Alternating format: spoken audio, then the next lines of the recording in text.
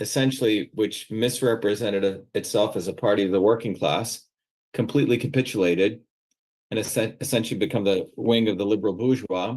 And the right wing has always said where they stand, and they filled that vacuum of the fact that there is no one representing the working class, and they presented themselves as the fighters for the working class. And what you can see is the literally the WWE assortment of characters who are being appointed by Trump. It's like crazy people. If you actually look at it, crazy evangelical Zion. They're all Zionists, by the way, every single one of them. And in fact, he just appointed, I think, Vince McMahon's wife was the head of the WWE to become the head of the Department of Education. And it just goes on and on and on. And Tulsi Gabbard, it's like Orwellian as it gets. Tulsi Gabbard represents herself as anti-war, but she was all in for bombing the hell out of Iraq after 9/11 and committing genocide in Gaza.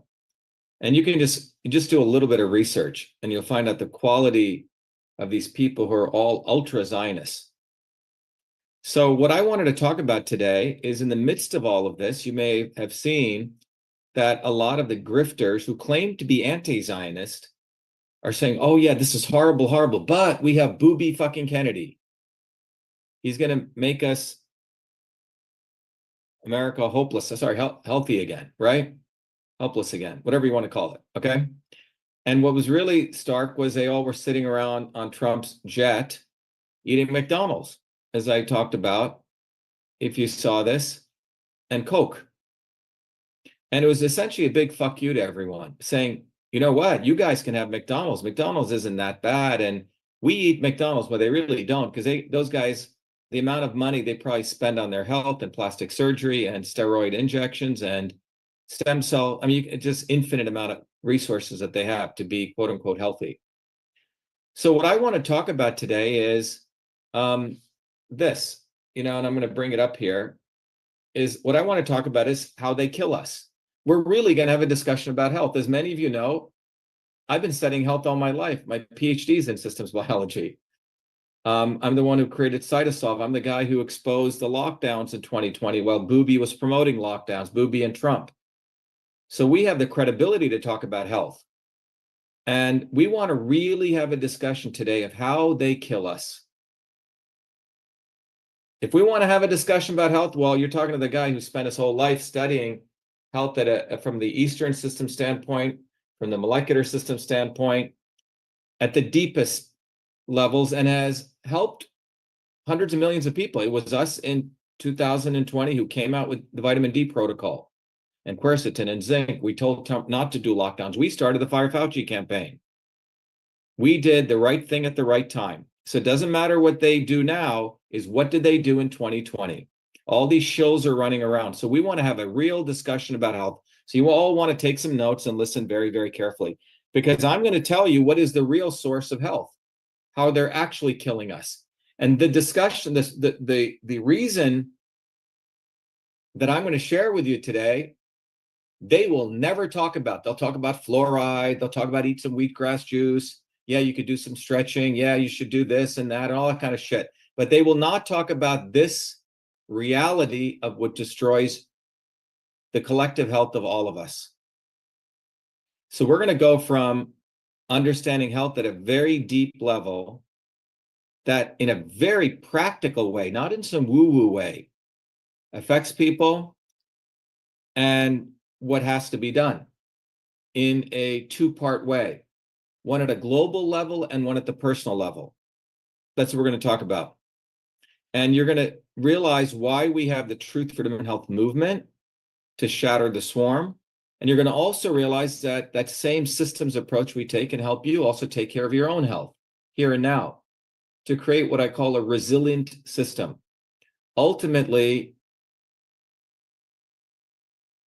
our health, the health of the 8 billion of us, must come from shattering the swarm, and you'll realize. But while we're building to do that, we call it a warrior scholar program. You also have to take care of your own health. And it's not going to come from, drinking green juices and shit like that. It's going to come from really understanding your body as a system and what's right for you. And that's what we're going to talk about. So you're going to get a real practical understanding, not some woo-woo understanding. And the knowledge of system science we share gives you that entree to do that. Now, before I go there, I put together a pretty good, I think, presentation. I want to talk about at a much deeper level why we do these orientations and why we're having them. This is also to even the veterans. Look, Bosin and Crystal have shared with you a number of very important videos, testimonials. We've shared with you what the swarm is, how they operate. You understand my journey to systems. So right now, I would say is probably the most exciting time to be part of our movement, because millions and millions and millions of people are not only waking up, but they want to get out of bed and they want to do something. And we're the only force on this planet which is offering them a very specific way on what to do in a very parsimonious way, because people don't have a lot of time because they're working and they're struggling, what you can do.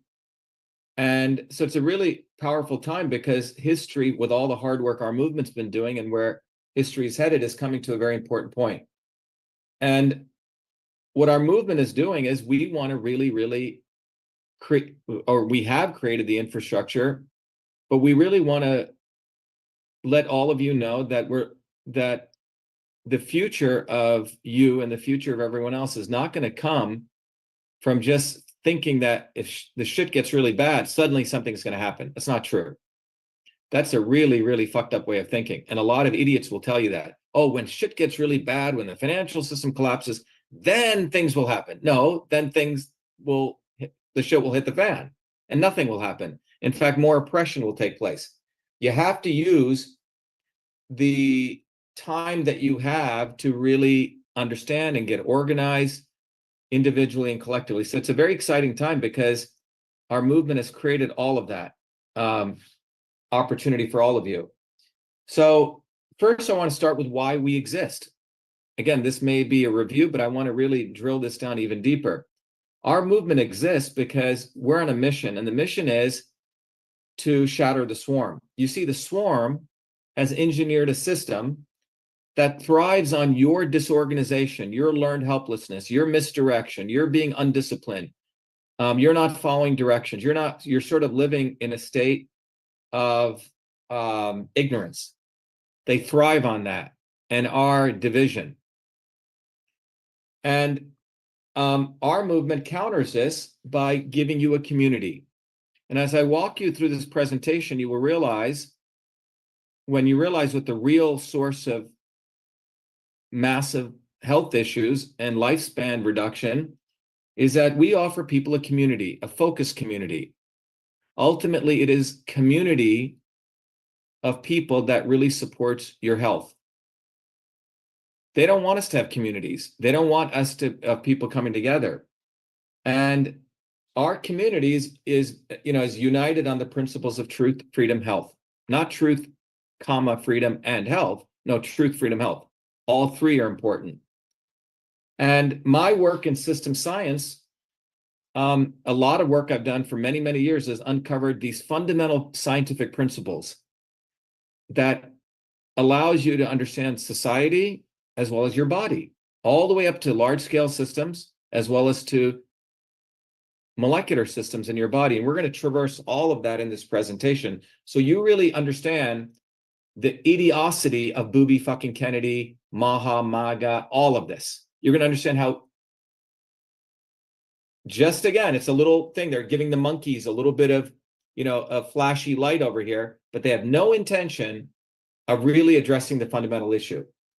And my insights from my work that I've shared broadly and willingly and openly and freely have helped understand that what ultimately is going to liberate us from this fundamental issue I'm going to share with you, the reason for ill health, is a bottoms-up movement. That's the only way we're going to, restore balance collectively as well as individually.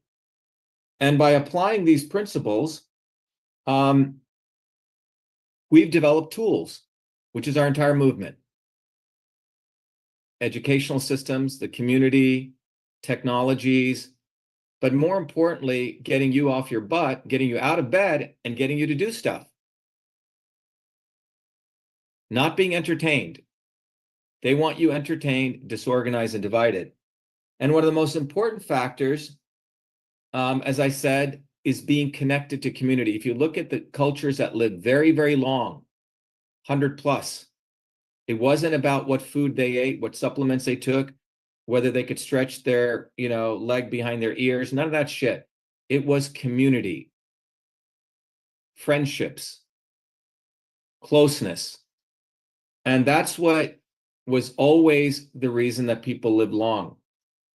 And because you'll realize very soon as I walk you through this that, this was our slogan during COVID, build community, boost immunity. Build community, boost immunity. And that's why we want to support that continued development.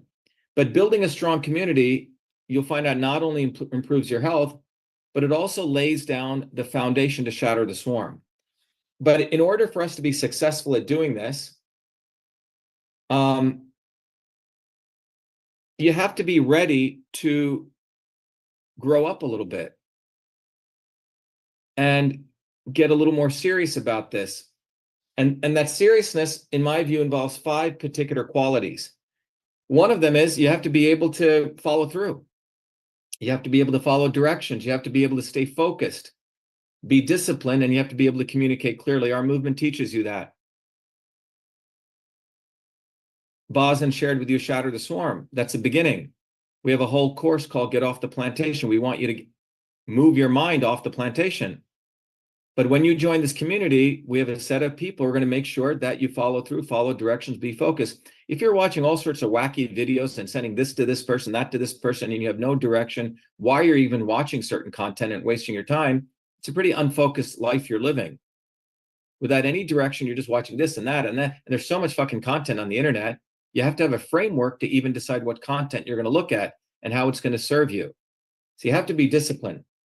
So the bottom line is we can't afford to be chaotic or waste our time. And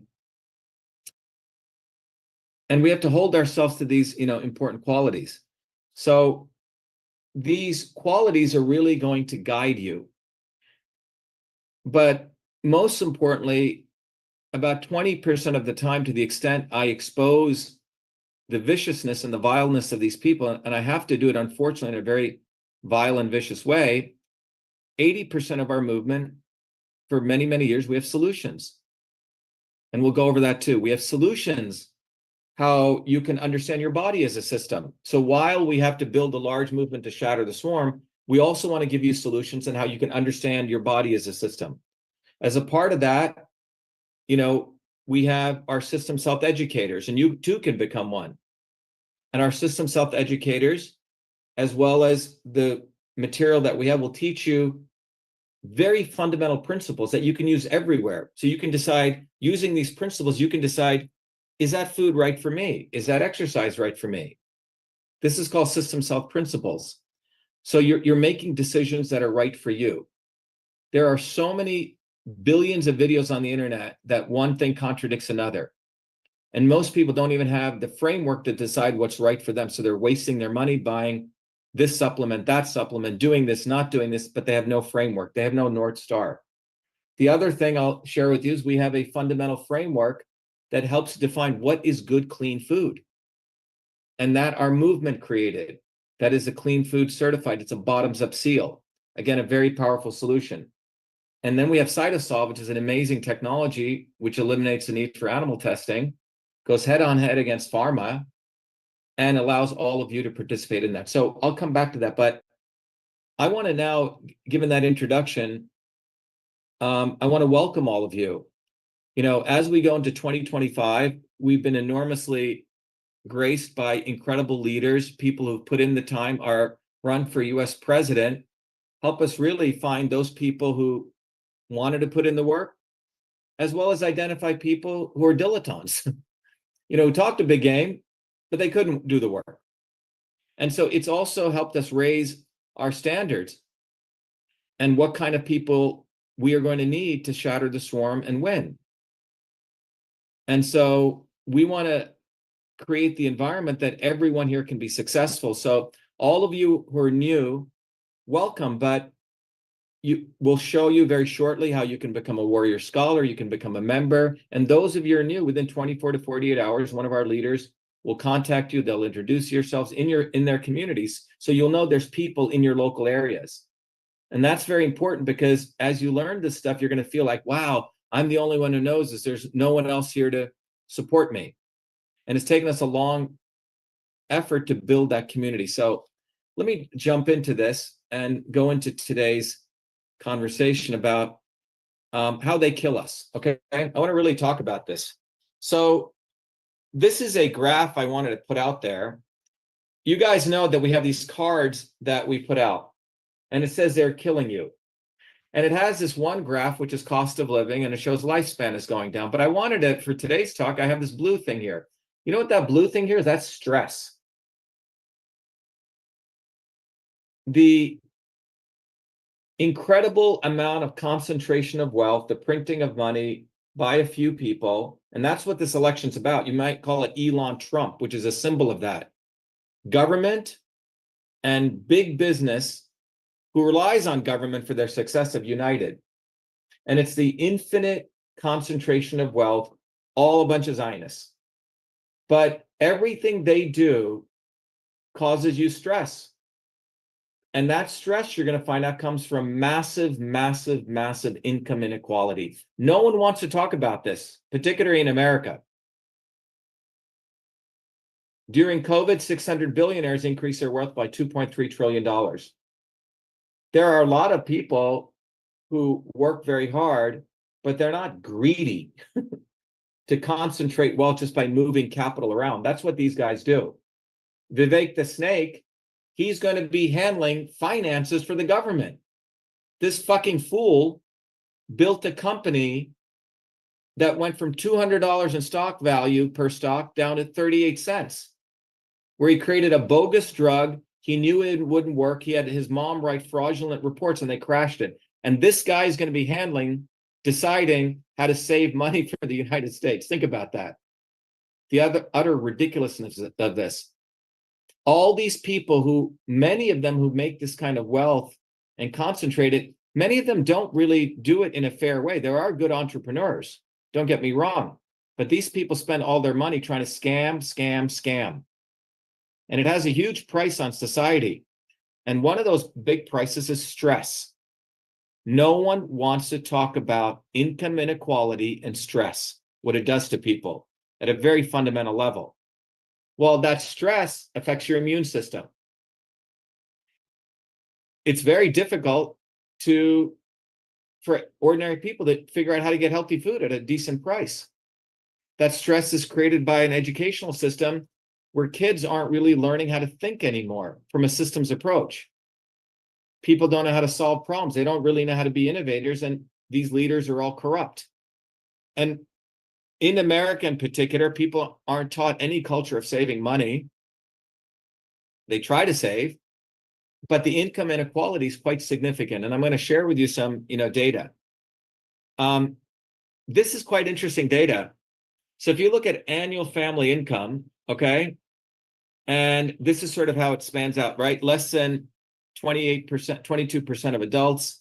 And you can look at sort of the income distributions in the United States, okay?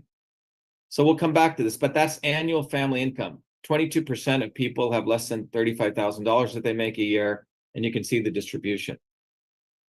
When you look at the annual family income, you can start correlating it to illness.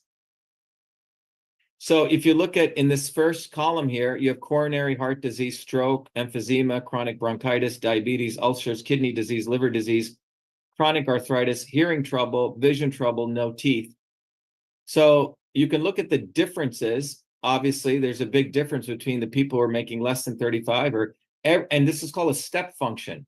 As you go down in every one of these categories, I mean, it's an obvious correlation. Your family income is directly correlated to your, proclivity of getting a particular disease. I mean, you look at something like chronic arthritis, 33% of the people, less than 35,000 will have it versus 24% or 100,000 or more. I mean, this has nothing to do with, whether you're eating wheatgrass or not per se, okay? And this is coming, all of these diseases that I'll go through with you is caused by the immune system dysfunction. The immune system is the operating system of the body. You fuck up your immune system, it affects everything downstream, as we say in biology, okay? If the operating system is not working, the applications are not going to work.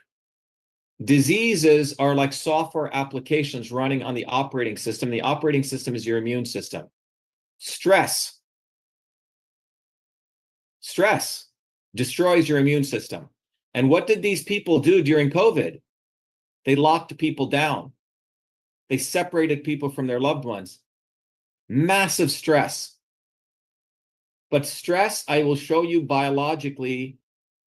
I'm going to do a series of videos. You'll see me doing them. Leads to heart disease. Stress leads to stroke. Stress leads to every one of these diseases. Why? Because when you're stressed out, guess what happens? Your liver doesn't function well. You don't burn fat the way you should. Every disease ultimately can be traced to stress in your body. Now, their solution for your stress, let's legalize weed. Fucking smoke cannabis all day long. Or the new age people come and say, go off to an ashram and meditate all day. Or go off the grid. Live with our little hippie community here. They don't want to teach you how to go after that real source of stress. So they give you these other diversionary things to mollify you. They're like opiates. They give you religion. All these religions.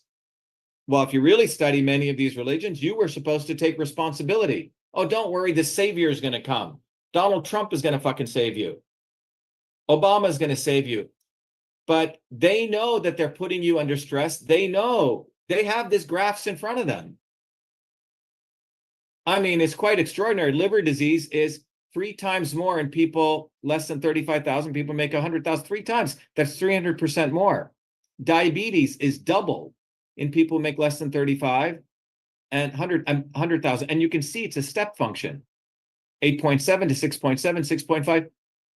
Ulcers, triple, nearly 2.5 times. But does anyone talk about this?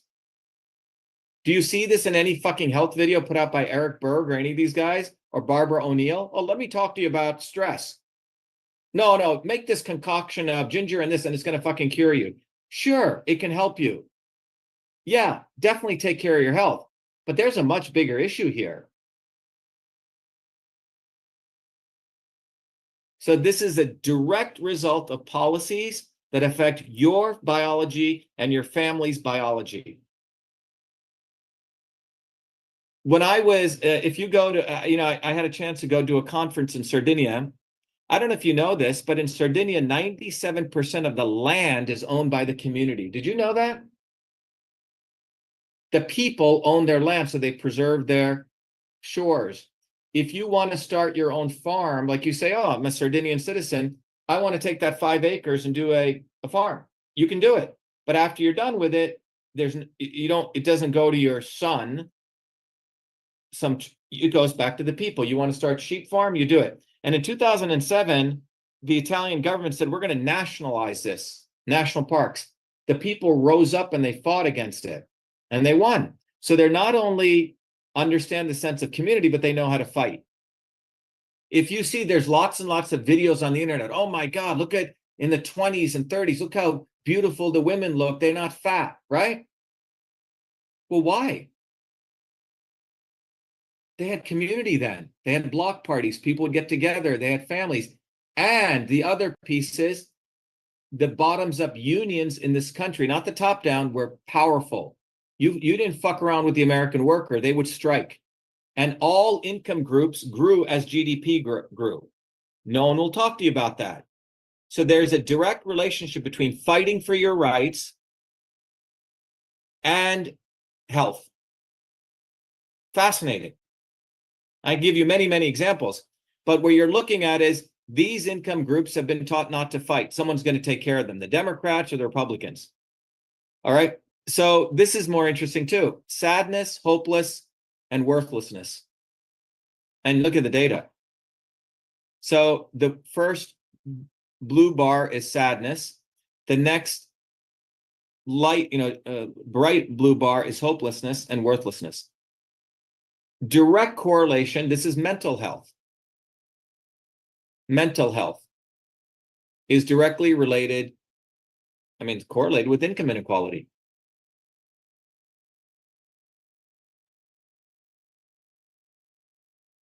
This is not talked about widely. They don't want to talk about this. Is the elephant in the room that booby fucking Kennedy living in Malibu, banging whoever the fuck he wants, will not talk about. But he'll be on a plane with Trump eating a McDonald's burger and talking about, oh, I want to remove fluoride. Yeah, okay, great. But he'll go get TRT injections and be eating nicotine, pure nicotine the next day. Why don't you talk about this? He can't, because he's going to have to shatter himself. He's going to have to shoot himself in the head. Because he's been a product of this. His whole family has thrived. They're the royalty, the American royalty, who thrive on income inequality and thinking they're better than you. And the Zionists particularly think they've created a philosophy around this. No one else will talk about this. Let me just give you this very interesting thing that came from this report. It said the income-based differences in life expectancy can also be seen across communities. For example, Virginia's Fairfax County, that's where fucker Carlson grew up, okay? One of the richest counties in the country, and West Virginia's McDonald County, one of the poorest, are separated just by 350 miles. However, the difference in life expectancy between the two counties is vast. In Fairfax, men have an average life expectancy of 82 and women 85, about the same as Sweden. By contrast, the average male and female estimates for life expectancy in McDowell are men live up to 64. That's nearly 18 years less. And women 73, 12 years. Why isn't this talked about? And by the way, that life expectancy is a life expectancy in Iraq. So in the United States, you can go from Sweden to Iraq. I'm sorry, Maha or that bullshit ain't going to address this. They don't want to address this. They want to give you boondoggles so you don't want to discuss this. There's many things that happen when you have income inequality, access to food, built-in environment. They particularly target, we all know this, lower income people with tobacco, alcohol, high caloric foods. That's why Trump eating McDonald's is basically a big fuck you. He's advertising to the lower income people. Eat this, I eat this. This is good for you. It's a fuck you. I can guarantee you at Mar-a-Lago, he's not fucking eating that. He's eating grass-fed fucking beef, organic. I'm sure Melania is doing that and doing all the best fucking treatments that she gets. These people are full of shit. So these are many, many things which other people have to deal with. They don't get as equivalent in healthcare. They have to deal with much more environmental pollution, all these things, bus depots, smokestacks, water emissions. Just talk to people in Flint, Michigan, okay? And Democrats and Republicans both did this. Democrats and Bernie Sanders may talk a good game. Oh, we care about the poor. Bullshit. They don't. We care about the working class. Bullshit. Nancy Pelosi, it's just a shtick for them. So this is something even more interesting. The level of health interventions that people could do and how that too is broken by income inequality. So any physical activity, look at the difference, 3x difference. 100K or more, 8.7%, 35 or less, 24%. And by the way, you can see it in every income group. Even if you go from 50 to 75K, it's nearly double to that amount. Standing for 2 hours, sitting for 2 hours, stooping, bending, or kneeling, right? 4x difference. 400%, lifting or carrying 10 pounds, pushing or pulling large objects. So you can see these are the different things that you can do that affect your health. And even that, what you can do for, that affects your body is income distribution. It's segregation as worse as it gets. So the way people are holding their bodies, what they're doing with their physical bodies, literally is directly correlated to these at least five different steps. Who is going to address this? Because the people here don't have the time to go on a quarter-mile walk. Maybe they can, but the probability is much less for them. So what we're talking about is all of these things, external and internal, cause incredible amount of stress to the physical body. So I want to talk a little bit about stress. In our systems health course, we do a whole intensity, but I took some slides from that. I wanted to share some of that. What is stress? What is it fundamentally? And what does it do to the body? What is resilience? And what must we do? Okay? Yeah, Ken says manual laborers are fucked. Yeah. Robots will come, and then you'll just eliminate those manual laborers. But let's go through this. I want to give people an understanding of what is stress. Well, first of all, stress was defined by Nikolai Lazarev. He was a he was in the field of toxicology, right? And he found some very interesting stress chemicals that when you gave these chemicals to people, they actually affected your body. Your body it affected the HPA axis. What was also discovered was that stress, fundamentally, the physical stress, was also found to affect three things. You had enlarged adrenal glands, you had ulcers, and you destroyed you had shrunken immune systems. These three things. And how did they discover this? An endocrinologist was doing research, giving an ovarian extract to rats. And in a laboratory, he had the rats in a cage, and he would take a rat and he would inject it with his ovarian extract, which he was testing for some other use. And once in a while, the rat would drop on the floor and the rat would run around and he'd be chasing the rat. And he noticed that from his research, he noticed a side effect that the rat that he was chasing around and the rats in the cage all had ulcers. They had enlarged adrenals, and they had shrunken immune systems. What was happening was the rats in the cage, as they saw him chase around the rat, they freaked out. The rat's freaking out. So stress, which is flight or fight, affects three subsystems in your body that he identified, called the HPA axis, hypothalamus pituitary axis. And this axis is the infrastructure that causes serious harm to your body. So you have all this stuff going on: worries, payment, overtime, bills to pay, you're tired, your troubles. Booby doesn't face any of these. He faces, which anti-vax woman wouldn't bang him or, push him away. That's sort of what he has to face, that kind of stress, okay? Trump doesn't have to face this. But everyday people, this is a stress everyday people are facing. And when this stress affects you, it affects three subsystems in your body. You have the hypothalamus, you have the pituitary gland, and you have your adrenal gland. If you take your two hands and you put it at the lower back, that's where your kidneys are. And above the kidneys are these two adrenal glands. And most Americans particularly have adrenal fatigue because of the immense, people don't even know it until they take time off and they go somewhere, the immense amount of stress people are under. And so when you're under constant flight or fight, your hypothalamus releases corticotropin releasing hormone. Hormones, by the way, go from organ to organ. Cytokines go from cell to cell. So hormones are a chemical.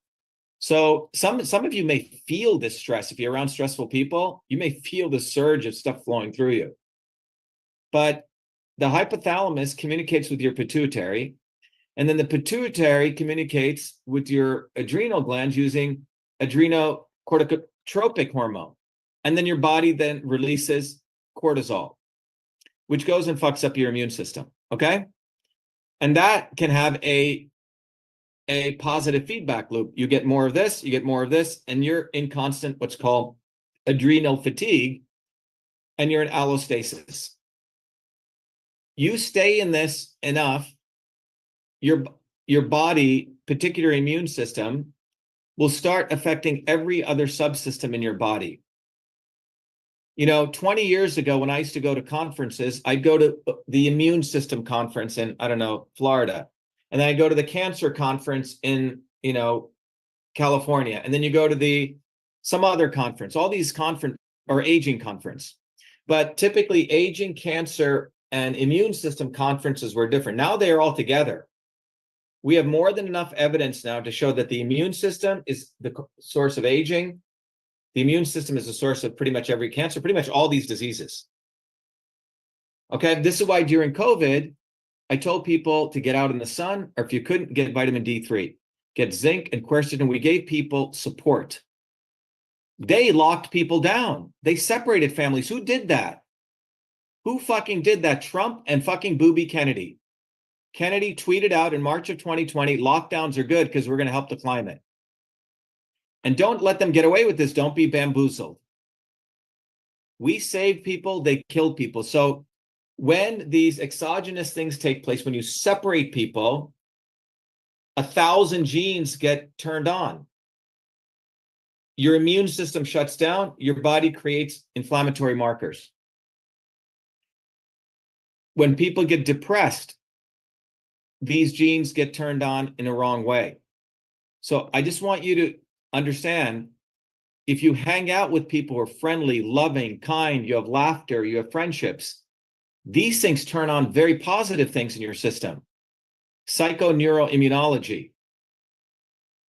More than, eating the right food perfectly. By the way, I'm so supportive of doing that. Do your exercise. But what I'm saying is the amount of effect that has relative to community and friendships and lack of stress, it's orders of magnitude.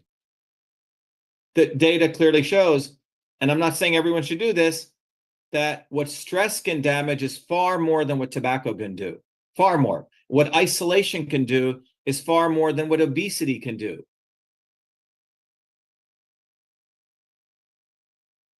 This is very important to understand. They do not want to talk about stress and that they are the cause of our stress, because we will have to shatter them. So that's why they bought Booby in. He's their booby. He's their fucking booby prize.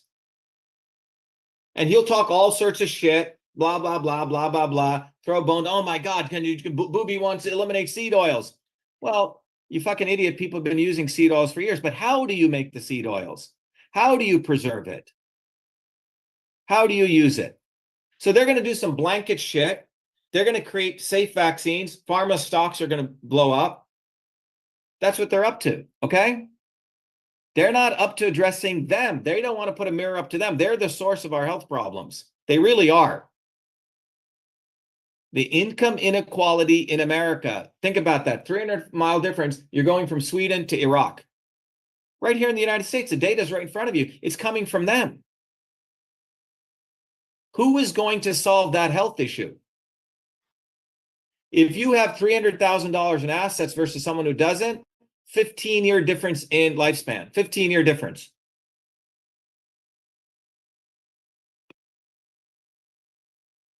Eating antioxidants, yeah, you can take all the antioxidants you want. $300,000 in the bank or assets, not having $300,000 is 15-year difference in lifespan. So don't tell me that inequality and economics don't have an issue with your health. They fucking do, but they don't want to talk about it. It's a big elephant in the room. How do you solve that health problem? You must build a bottoms-up movement. We must raise consciousness of people, because in the United States itself, if you're from America and in any country, when people fought for their rights, they did two things. They had to come together. The community they created was very supportive. You felt safe. Wow, I'm fighting for myself. That's why in the 30s, 40s, and 50s, Americans were, well, they had very powerful bottoms-up movements. They don't talk about that correlation. People didn't fuck with communities. People were afraid to go to a bunch of workers who worked together and were bottoms up, united. They were happy. They fought for themselves. When you fight for yourself, you actually live longer. Think about that. When you resign yourself and you're depressed, you say, woe is me, learned helplessness, demoralization. You don't have any power. That affects your genes in your body. Your body is meant to feel dynamic and powerful and activated. And that turns on all these other genes. Your body is a pharmaceutical factory. It creates chemicals to heal you. Epigenetics. So this little diagram, every time you fucking get stressed out, you are really destroying your immune system. Now, in the United States, people are in constant adrenal fatigue, like I said. So when your hypothalamus turns on, this is called the HPA axis, if you want to take some notes. H, hypothalamus, P, pituitary, and adrenal. And by the way, tomorrow we have our systems health tutorial. One of our missions is we're creating systems health educator professionals all over the world, so they can actually be the quote unquote, the future real doctors helping people using a systems approach. But when corticosteroids get turned on, your body doesn't mobilize free fatty acids. It doesn't properly metabolize fats and proteins. You can eat all the fucking shit you want. You can eat a ketogenic diet. You can eat high fat diet. But if you're under fucking stress, your body ain't going to process that stuff well. Do you follow what I'm saying? You've turned on this HPA axis. You start affecting your elimination pathways, your electrolytes, all from stress. Not all the clean foods you're eating and all that stuff and eating vegetables and eating organic food. You have this shit going on. None of that stuff is going to get bioavailable into your body. Okay? So I want to particularly share this diagram because the notion of stress, which is a source of what I'm talking about, really came from engineering principles. And I want you to walk you through this diagram because we're going to talk about the solution is on a personal level and on a political level. So if you take a class in mechanical engineering, you will learn that every material in the universe can be stressed, okay? Now, what is stress, okay? Stress is, I think I have a picture here. Stress is, do I have it here? No, I don't have it here. I took that out. But stress is pressure per square foot of area, okay? Pressure per area is defined as stress. Mathematically, stress, which is denoted as sigma, is equal to force per unit area. So if you take your index finger and you put it on your forehead, don't put it on your temple, and that has a certain square inch, and you're putting, let's say, 2 pounds of force, that's 2 pounds per square inch. That's stress. You can measure it. So what they do in engineering is you'll take a material. I can take, this rubber material and I can put stress on it, a compression stress, and the material will deform. That's called strain. How much the material changes in shape. You can do the same thing. I can take, for example, maybe we go to Marianne and Crystal takes one arm, I take the other arm. I'm not saying we should do this, and we stretch her, okay? And her arm will increase by a certain inch. That's called, again, stress over strain. Most people, when you let go of the arm, will come back to their normal shape, right? So what this curve shows is that the x-axis is strain, how much the material deforms, and the y-axis is stress. This is very physical. Stress came from the world of engineering. It was later taken to biology.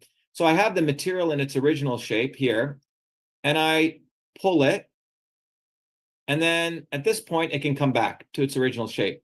I can go to this state, and it comes back, okay? But there is a point where if I exceed this, it'll be out of shape. It can't return back. And at another point, it fractures.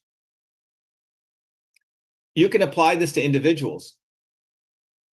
and the ability to go back to the whatever your maximum stress point is, come back, how much you can move this point to the right without it buckling like this or fracturing is called resilience. Some people, their stress point is right here. They can only go this far. Others can go this far and come back. Okay? In the human body, the ability to go to a certain point and come back is defined by 3 parameters: your genetics, your stress inoculation, and something else, your ability, your epigenetics, okay? And what we want to do at Truth Freedom Health is to teach you how to be resilient. That's fundamentally what the health protocol here is, and to fight. So in the original systems of medicine, a healer was a fighter against, many ways, against a swarm, against evil, but also fought death. Let me repeat that again. A true healer was a warrior, fought evil, but they also fought death, which means biological death, right? That you try to prolong your life in a healthy way. What we are trying to do in our movement is recognize that when you really look at the concentration of wealth, when they keep doing every generation, that has to be fought. And the only way to fight that is a bottoms-up movement. So if we really want to expand our life, except making it a very selfish thing, right? For the 8 billion of us, we're going to have to shatter the swarm. We're going to build a bottoms-up movement. Does that make sense? So that's like, if you want to really be a healer, that's the way we're going to heal the world. But it can't be done by one individual. But in order to do that, we as people also have to take care of our own health right now, because otherwise you won't have the wherewithal to fight. Does that make sense? So if you know this is going on, but you're overweight, you're not capable of thinking clearly, you don't know what foods to eat, what's right, because they're surely not going to educate you, we're not going to be able to build a movement that's going to be sustainable long term. Does that make sense? So therefore, this is why they have taken great efforts to make sure working people are sick. Does that make sense?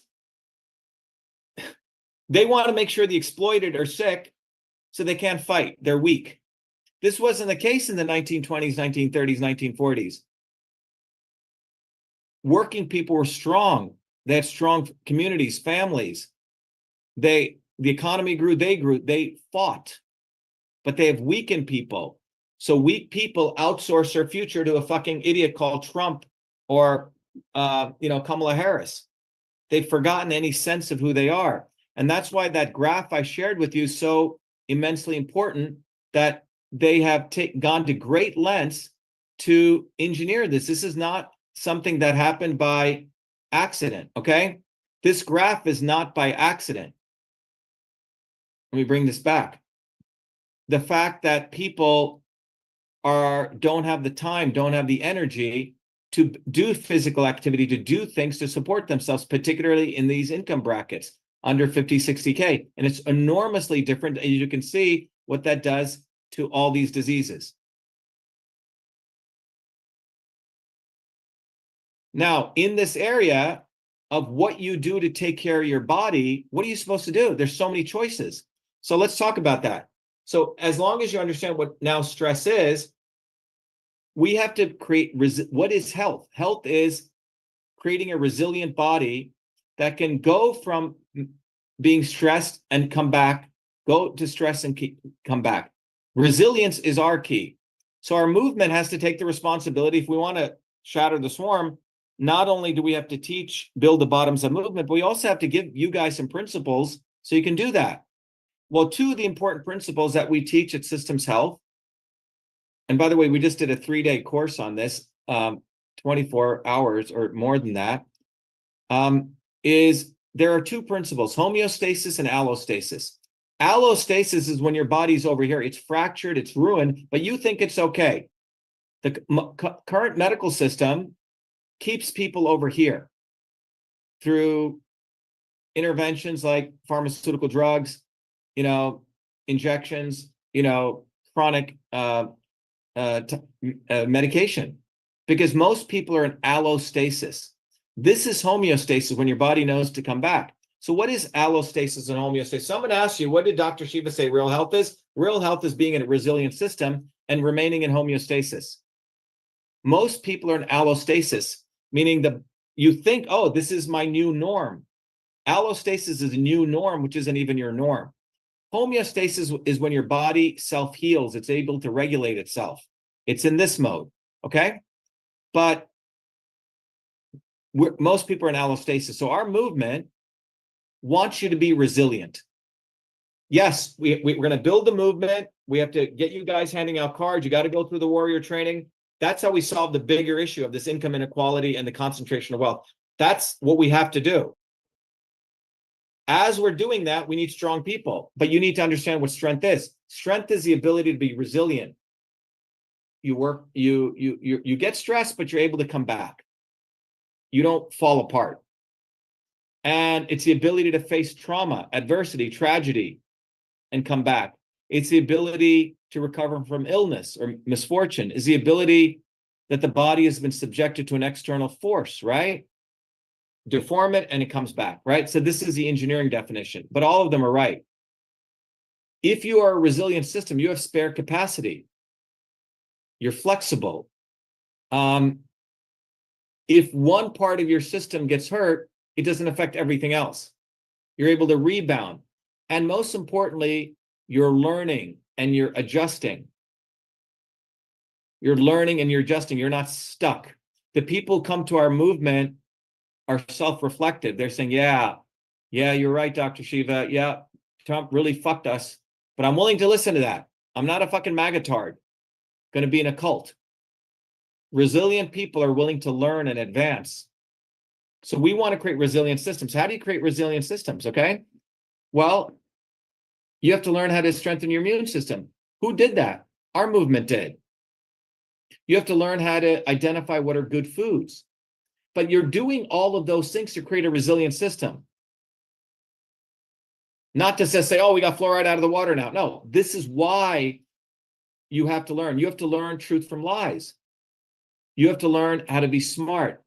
You have to start learning how to be a leader in your community. You have to learn how to manage your money. Our movement teaches us you become resilient when you're able to have some self-responsibility. This is where the real change is going to come. It's not going to come from voting for fucking Trump and waiting for him. Now, to give you an example of this, if you have a car, and imagine your car had no shock absorbers, and you hit a pothole, what's going to happen? Your teeth are going to get cracked, okay? So resilience in a car, we put shock absorbers in. You take a hit and you're able to come back. There are foods, there are exercises, there are people who support you having shock absorbers, okay? Now, nature has done this. You don't have bone on bone, you have cartilage. Cartilage enables you to run, hit a pavement, and continue running. Now, the neurobiology of resilience shows something quite fascinating. There are 3 things involved in creating resilience. So remember, our goal is to create resilience. So we get people out handing out cards. Oh, I've never done that. I don't know how to talk to people. Well, fucking go do it. We'll help you do it. Because if you don't know how to build community and connect with people, there's not going to be a movement. You have to stress yourself a little bit. We had people collecting signatures who were very shy, who would only collect 5 signatures. We'd go out with them. They ended up getting 30, 40, 50 signatures per hour. You see, this doesn't happen anymore among communities. In the 30s and 40s, people would have block parties. They would get together in their neighborhoods. So resilience comes from these 3 phenomena. Genetics. Now, there's a chemical that they have found now in the body called neuropeptide Y, that when you have high levels of that, your body is more resilient. Epigenetics, eating the foods, meditation, certain exercises, but the right exercise for the right person. And at Truth, Freedom, and Health, we've created a system that teaches you how to understand your body that's different than someone else's. But the one on the upper right is stress inoculation, resilience training, early life experiences. Now, I'll go to that, but one of the key things is we now know that if you're resilient, there are chemicals you can take, certain foods, but your body will release neuropeptide Y. And neuropeptide Y supports the HPA axis. You don't freak out. You notice some people are freaking out all the time, right? And you support energy balance. It's antidepressive naturally. I'll give you one thing, ashwagandha does this, or ginseng, okay? But there are other things you can do. But when neuropeptide Y is released, you stimulate your immune system, you protect your cells, cytoprotection. You survive longer. So our movement is going to have to teach people how to do this, because working people don't learn any of this. And we have to teach people how to do this on a budget. We don't get to go to, Lake Como and hang out with George Clooney like Booby does and other people do, right? Or fly in there, fly with Trump and eat your McDonald's and act like you're one of us or one of everyday people. So one of the ways is, and I don't have tomorrow, if you guys come and if you want to be systems health people, get involved. But let me just walk you through this graph and I'll share with you what there are many things we can do. So this this dark line here represents the control case. This is a normal person when they're exposed to stress and what happens to their performance. Let's say they have to, they're an athlete, right? Or you're a runner, or you work, you're a artist, or you're a computer programmer, right? Or you're a nurse, okay? Whatever it is, performance is on the y-axis. So this says as you're exposed to stress, a certain amount of stress, you still achieve peak performance. But at a certain point, this peak right here, your performance starts going down. So that's a control case. This is a standard bell curve right here. What happens is if you stress inoculate people, which means expose them to a certain amount of stress. This happens when you go lift weights, okay? Or you have to go do something that you're not used to doing, like go hand out cards, okay? Three things can occur when you stress inoculate someone, all very beneficial things. Not overstress someone, but expose them to a certain level of stress. In the first curve, the blue curve, for the same amount of stress, performance is increased, right? So before your performance was here, but it's increased, it stays relatively at the same level of performance before it decays, okay? So what's happened here with the blue line is you've increased a person's performance in spite of this same level of stress. Now, peak performance can come in the red line over here, okay? This is another example. More stress, you get higher performance. This is why they send people to boot camp, okay? You're exposed to stress, so when you go out in the actual field of war or whatever, or you exercise before you play a game, you go to a training camp like football players do, you expose your body to more stress here, your body gets higher performance here, the peak is even higher, and you in fact can last longer, right? So greater stress, you still have higher performance. This one here, this curve here, you've shifted the curve, you essentially get longer, prolonged performance for the same level of stress. So this is why when people make swords in Japan, they heat it, put it under stress, and then they relax it. So we have to have this ability to do both, okay? In yoga, you'll do standing poses and you'll do shavasana, okay? You have to go fight and you also have to rest, okay? We call it a warrior and a scholar. So our movement has a two-part path. If you've taken away from today that the fundamental reason for health issues broadly is that people's immune systems are getting shocked, chronic stress, and that's leading to all these diseases I just went through, and it's directly correlated to income. Everyone get that? That's a big elephant in the room. 14-year difference. We just showed you 14 years. Okay. So you have that phenomenon. The other phenomenon is, so in order to address that's where we're building our movement. Does that make sense? So you have to be a truth, freedom, health warrior, and we have to build the movement. By collectively doing that, we're working to support everyone's health. On the other hand, we also have to learn how to do some resilience training.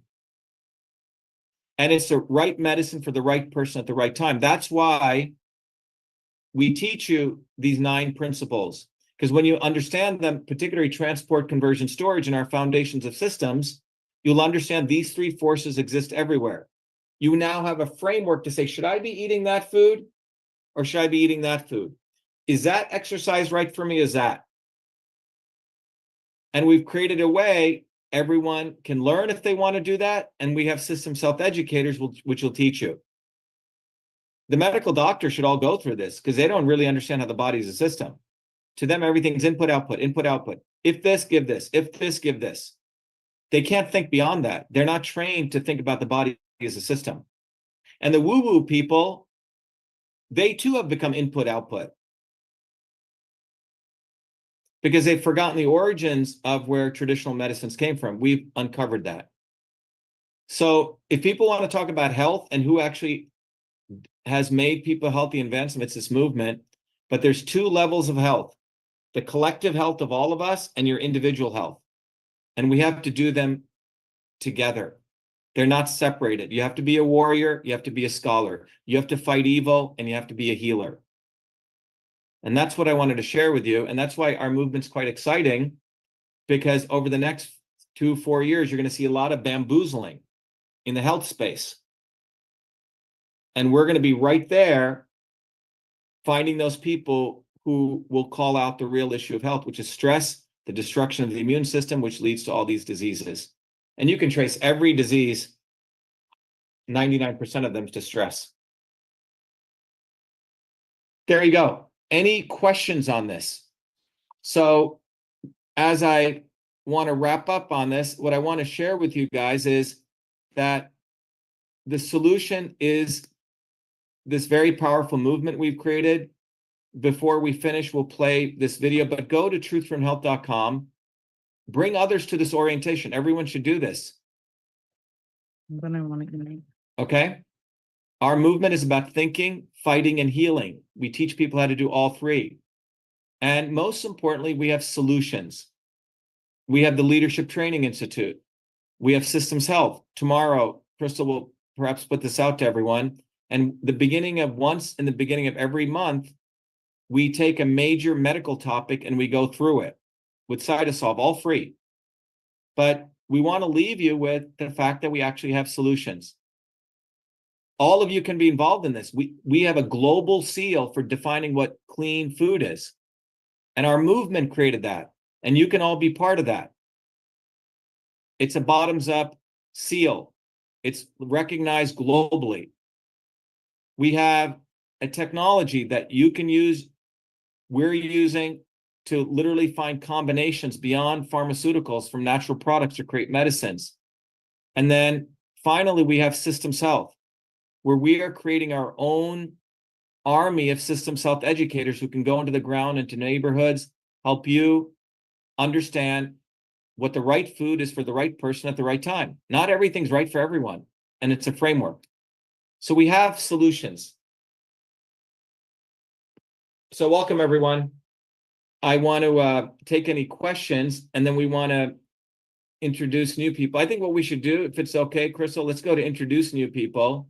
Please, if you've already been here, please, this is not the time to ask if you comment. So let's introduce the new people. And the rule is we have about 130 people here. I know there's a number of new people, so we want to give everyone the chance to share their story. So whoever's new, can you kindly raise your hand with the reactions button? So Sam, there's a little reactions button. You see that if you hover?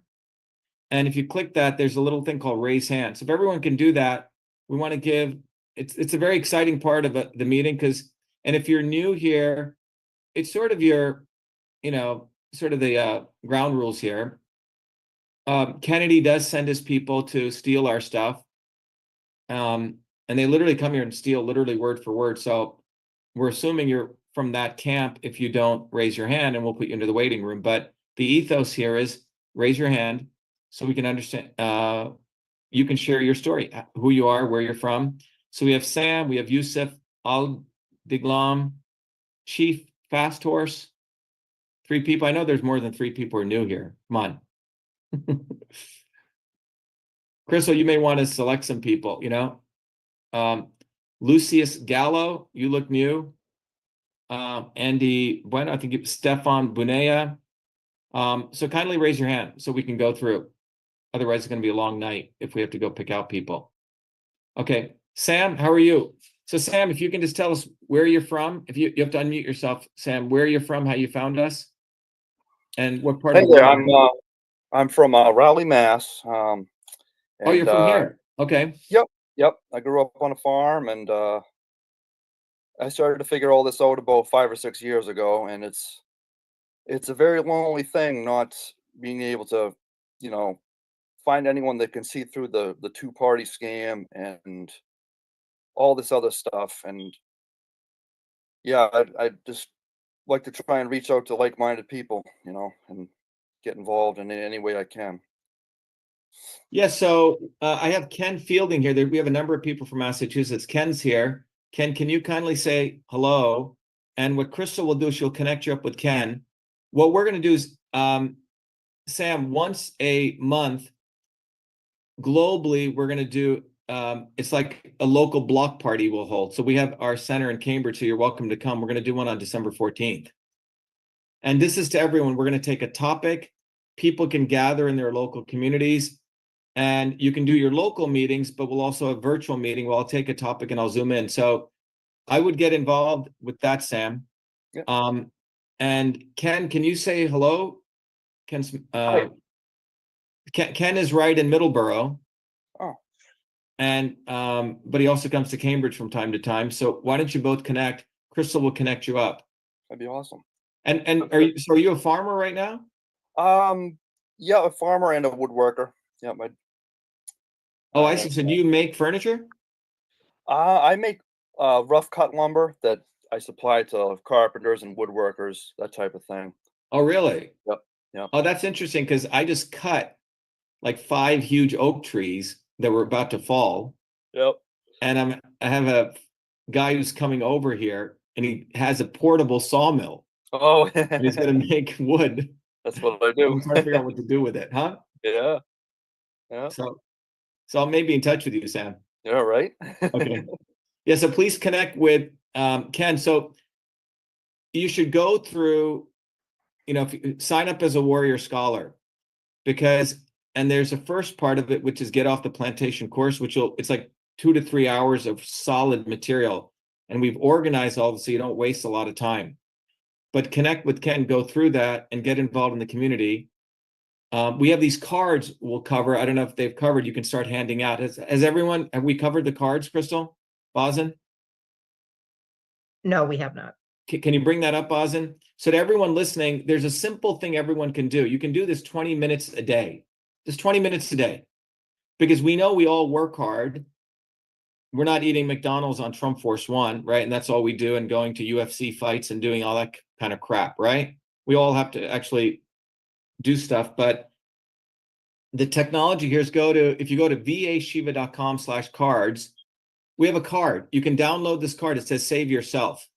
And on the back of the card, Sam, it says they're killing you, Shatter the Swarm. And this is just business cards. We're going to have them. You can buy them or you can print them on your own. Go to a local Staples. So you can hand out these cards, put them on windshields, put them in gas station, wherever you want.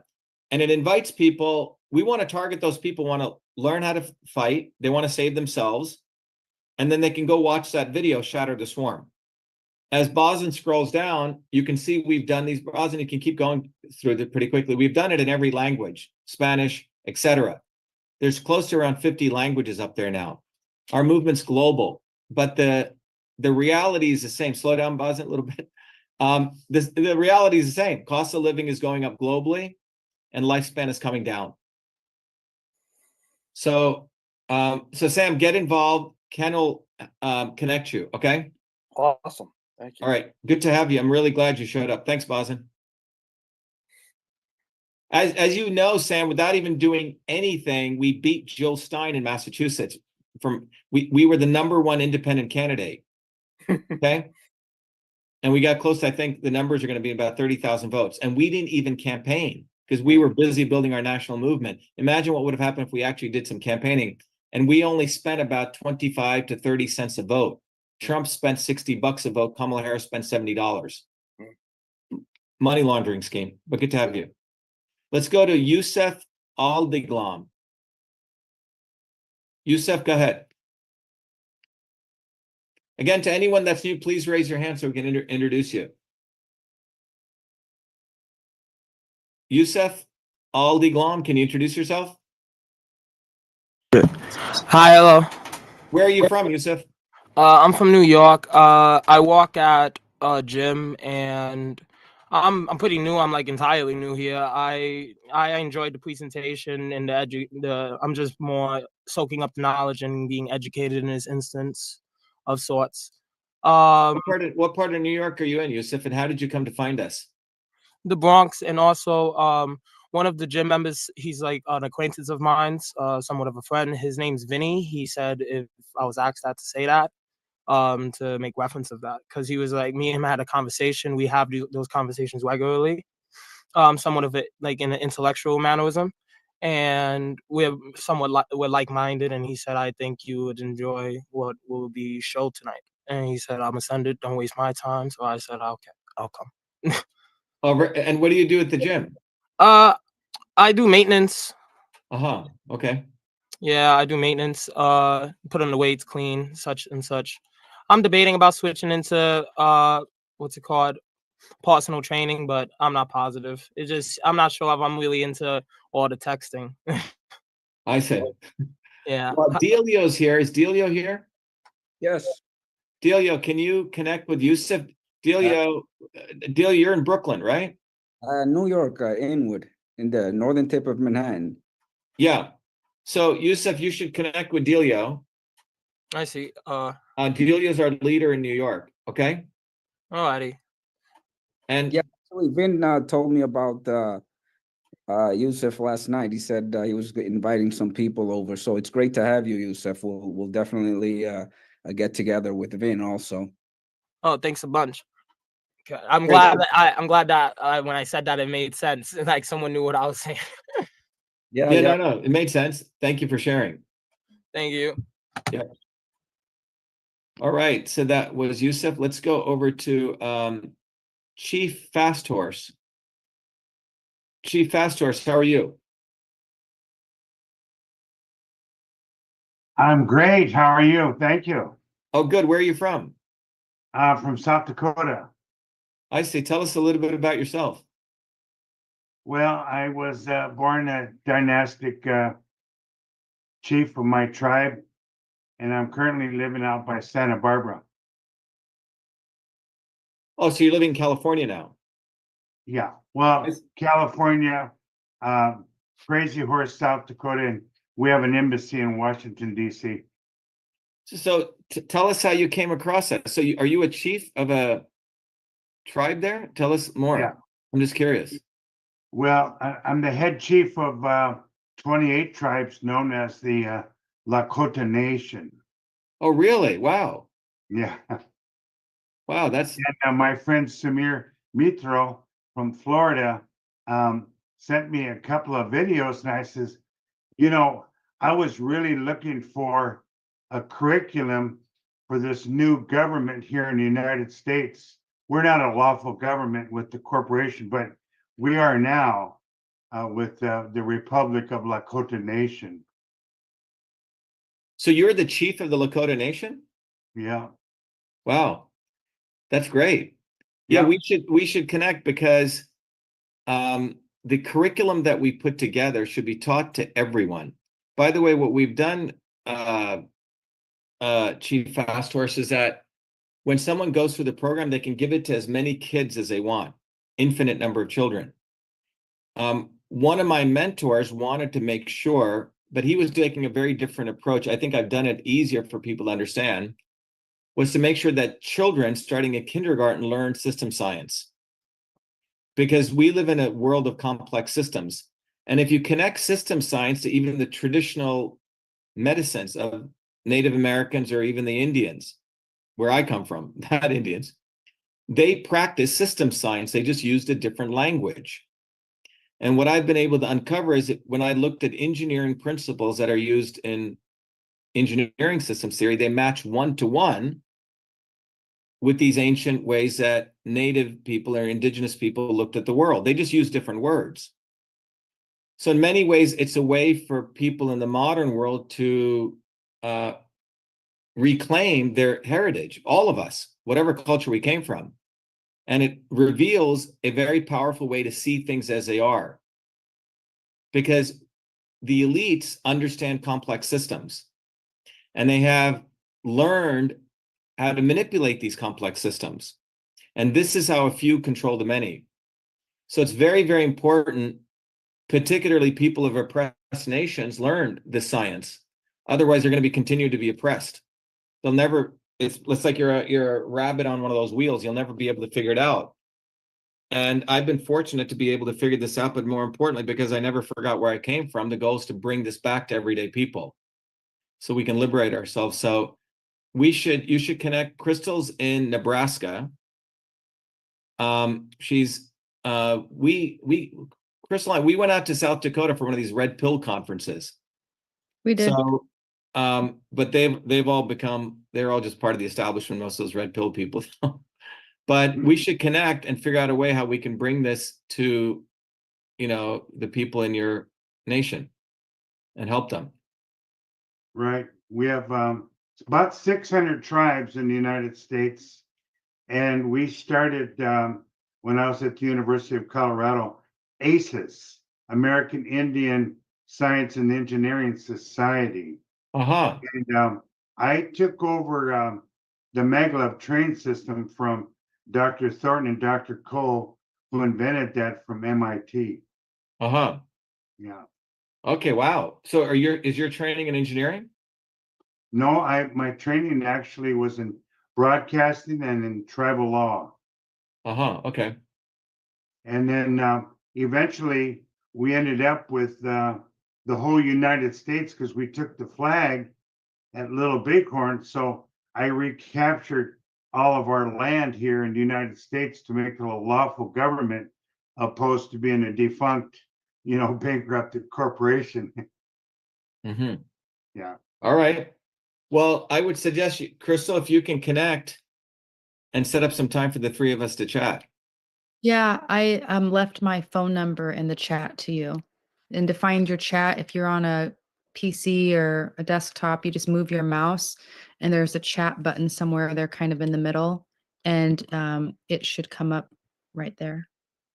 Perfect. You can Great to leave. have you. Thank I you. love it. I know exactly what to do now with the United States, or with the Republic of Lakota Nation.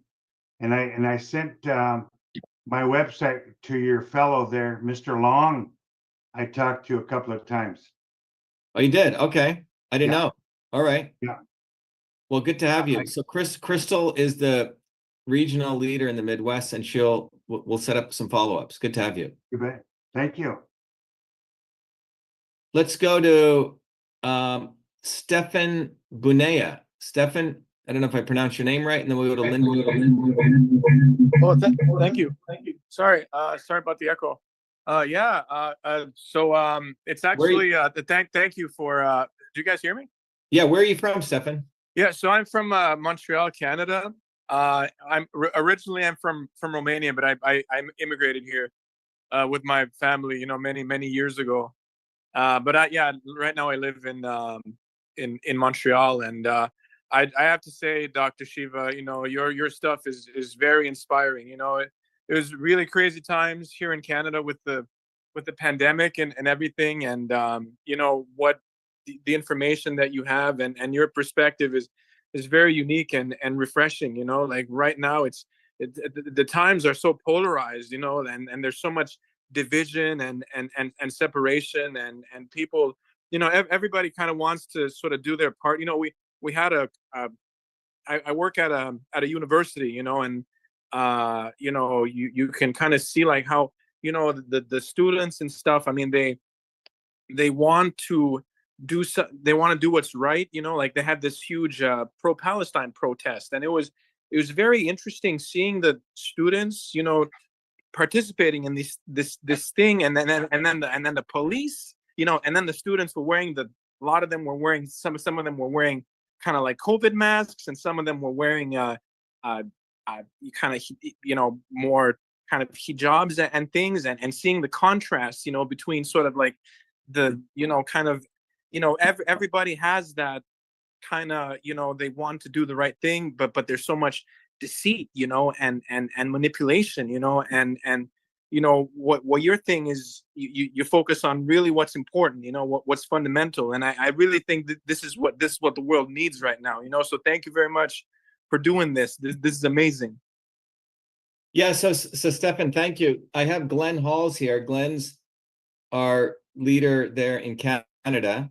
So what we want to do is we want to take the energy that you've shared here and translate it to some action at the individual level. So one is become a warrior scholar, connect with Glenn, and get out there handing out these cards. It's some very simple activity you can do, because to your point, what's happened is people need a grounded framework on how to do activism. What are the fundamental scientific principles?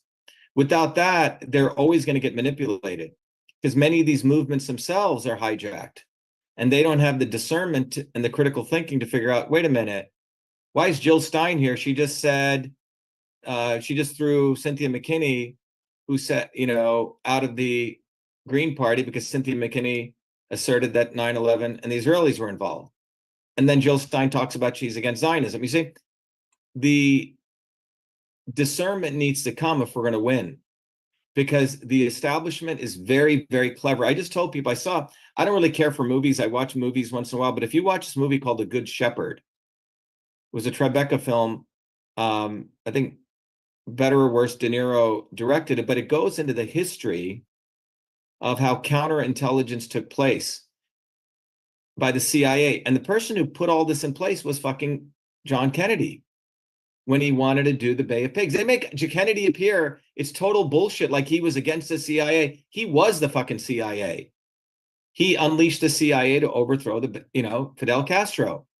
The reason he wanted to quote unquote beat up the CIA was because they were incompetent, in his view, right? It's like if they were competent, he would have been fine. Incompetent in the failure of Bay of Pigs, you see? But it is a beginning of what's called counterintelligence. So you have one level of manipulation, and it's manipulation within manipulation. That's what's going on right now. So you have Trump talking about he's some victim, but he is the manipulator. They're all Zionists, you see? So we have two levels of manipulation going on, and all of it is taking place so we don't build a bottoms-up movement. That's what Stefan, everyone needs to learn. They do not want people, and particularly students are obviously very important, but their movements have limitations. They're a student for 3 years, then they go off. They don't want us working people building movements. That's too dangerous, because we may cause a massive strike. We may shut down Amazon. We may shut down Verizon. You see, they don't want working people involved in movements. Students, they'll do, and they'll, you know, let them do their thing, and right. And that's they're important. not taking that seriously. It's true. No, but because they don't have political power. Yeah. The workers at AT&T have political power. If all the Amazon workers struck tomorrow, that's political power. You see? They don't want those kinds of thoughts occurring among the broad mass of people. This is why they don't want to talk about income inequality and health. Fine, the new age people can talk about, you know, juicing and this. I'm not saying not to do that, by the way. I'm not saying that. But that is not what's going to fundamentally move the needle. So get involved with Glenn and go through the Warrior program, because Glenn's a great guy, but we want to grow our movement in Canada. Canada is poised for this because the Canadian people have been made naive. Canadian people are very kind people. Oh yeah, it's taken advantage of for generation upon generation. By the way, how I found out about you was the Freedom Trucker movement. So I think they were sharing your content and stuff. So, you know. Oh yeah, we that was back. We were way ahead, because when the American truckers couldn't get to Alaska, we said the Canadian truckers should unite. And then we put out a deep analysis about what should happen. But then you have not so obvious scumbags like General Flynn, complete fucking deep state motherfucker, you know? He's infiltrated all these movements, makes money off all these movements. And then he tried to do the trucker movement in the United States. Complete failure. Okay, that explains some things. Yeah. So Glenn, what's his name? Glenn's right here. Yeah, Glenn Halls. I will. I think I Hall. talked to you once before, but I'm going to text you because I have your number here in just a few minutes. I'll send you a message and we'll get you going and connected. Thank you. Much appreciated. Stefan, good to have you. Thank you. Yeah, great to have you. Yep. Let's go. Okay, other people are raising their hands. Fine, people are coming out of the woodwork. Let's go to Nathan Stephenson in Detroit. Is that you, Nathan? That's me. Hi, Nathan. How are you? I'm doing fine. Now that I've finally broken through and actually been able to get through, I've been having computer problems, and my computer's been blocking me from contacting your websites. And tell us what you do, Nathan, and how you came across us. Well, actually, I'm retired. I was a contracting officer and program integrator for the Department of Defense for 40 years and a supervisor. I've known about the corruption in our society since I was a child, but getting a handle on what was really going on has been very difficult. So I'm looking forward to taking your courses. Great. I wanted to introduce you to two people. Crystal is our regional leader for the Midwest, and Jolanta and Nicholas are right there. Are you guys there?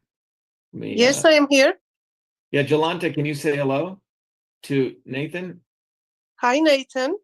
And then we also have hi, Nicholas and Wynette. They're in Michigan. Nicholas and Wynette, can you say hello? If you can unmute. They have to be unmuted. Yeah, there you go. Nicholas and Wynette. We look forward to seeing you at one of our meetings. We meet every week on Thursday, except for Thanksgiving. Yeah, the other week. Yeah, what time? We look forward to seeing you. 2:00 in the afternoons. Okay. Tuesday. I posted my email. I think Crystal got it, but I sent it to the TFH team. Should I send it to you? Yeah, well, yeah. So who's TFH team? Is that Emily? It's me. That's Crystal. Oh, Crystal. Okay, so yeah, so Crystal will connect you all up. Okay. With Jolanta and with that, so you'll have some people out there to connect with. Okay. When I was trained as an accountant. But when I dealt with the engineers at TACOM, they thought I was an engineer because I spoke and talked like an engineer. I say, okay, that's great. So, so did you do like procurement for the Defense Department? No, I did the contract administration.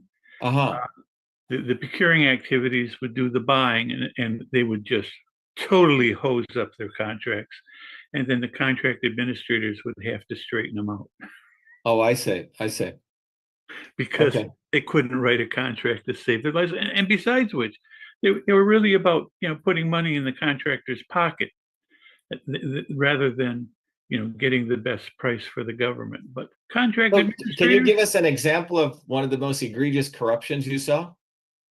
Well, I can give you an example. I don't know if it's the most egregious. I mean, I could give you several egregious samples, but there was a thing called the Block 3 tank, which was going to replace the M1 tank. And the idea behind it was the Block 3 tank would use a single chassis for the tank, the moving vehicles, the plows, and all the other things that use a tank chassis, And then all of the parts for that entire system would be interchangeable.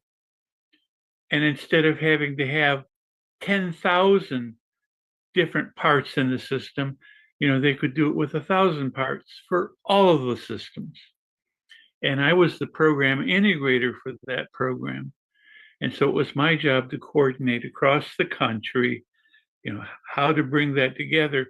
But of course, the senators weren't going to allow that, because then their M1A contractors in their state were going to get hosed, and they were going to lose the business, because the whole idea was to be efficient and effective and save money, and can't have that. Oh, so you're saying it was all about moving money through these contracts to the businesses and the contractors in their state, not about whether it was good for the government. Oh yeah, I mean, good for the country. Yeah, and I could give other examples of egregious things that were done. But as a contract administrator, I was always trying to follow the law and get the best deal for the citizen, the taxpayers who were paying for the shit. Yeah. And I was not respected for that. Yeah. Yeah. Thanks for sharing that, Nathan. Good to have you. Good to be here. And yeah, thanks. And look forward to working with you. And it looks like I'm going to be able to get through whatever the blockage was, where my computer would just not let me go to yeah, they'll help you figure it out. They'll figure it out. And I'm wondering if they're doing that kind of thing to shut you down so that people can't get to you. Well, they do enough stuff to make sure, in spite of our visual number of subscribers and people on the internet, the reach is. That's why the future is offline, Nathan. The future is offline. Yeah. Okay. Yeah. Yep. Thank you. Thank you. And I will shut up now, because I've good to have you. You can keep. Thank you. Yeah. Let's go to Linda Nugent, Nguyen, Linda, and then Jane Gauthier, and then Robert Tom. Oh, I thought your name was Samira. Robert changed. Okay. Let's go to Linda Nugent. Linda? Yeah, can you hear me? Hi, Linda. Where are you from? Canada. Ontario. Where's that? Ontario? Oh, Ontario. Okay. Have you connected with Glenn at all? Yes, I think he tried calling me, but I texted back and I said I'd be attending. Yeah, can you speak into your phone? Your voice is a little bit muffled.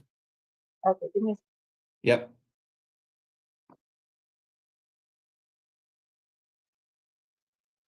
Is that better? Yeah, much better. Yep.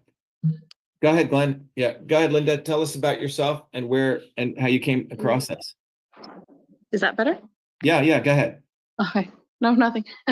I'm just excited to sort of learn about systems approach and looking at an overview of how to see the world through that lens. Yeah, and how did you come across us? I think it was an old, I think you did an interview with, I forget it, Pharaoh, I think.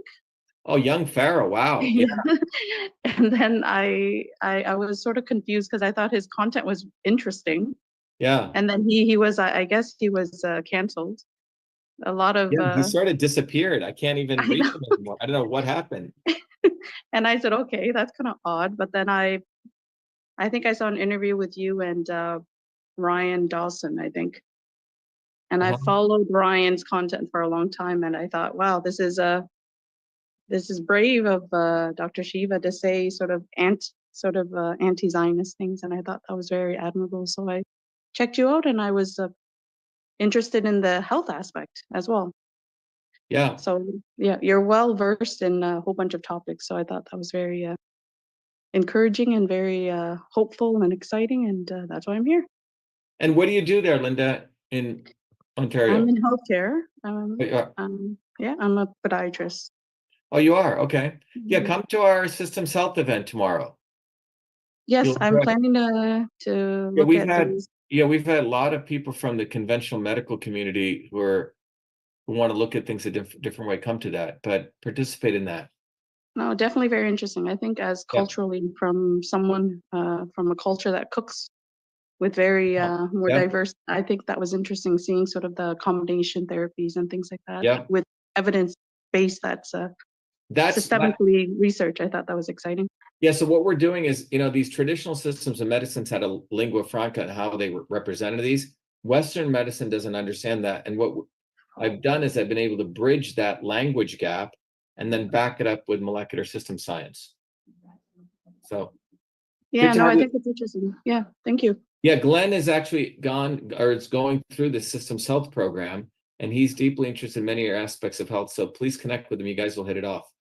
No, Yeah, I'm reading your book. I'm halfway through, I guess, your first ebook. So I'm just sort of making my ways through, and I'm just sort of feeling things through and getting a broad view on things.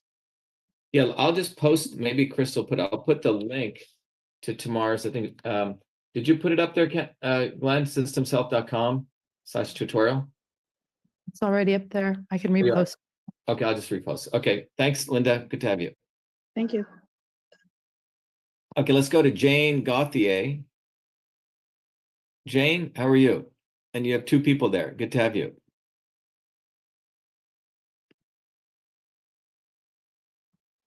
Hello? Can you hear us? Yes, hi, how are you? Hi, good. How are you? Good. Tell us a little bit about yourself. Where are you guys from? We are from California, but we moved to Mississippi. So we're in Mississippi right now. Oh, okay. We got on the ballot there. Yes, we did. Yeah.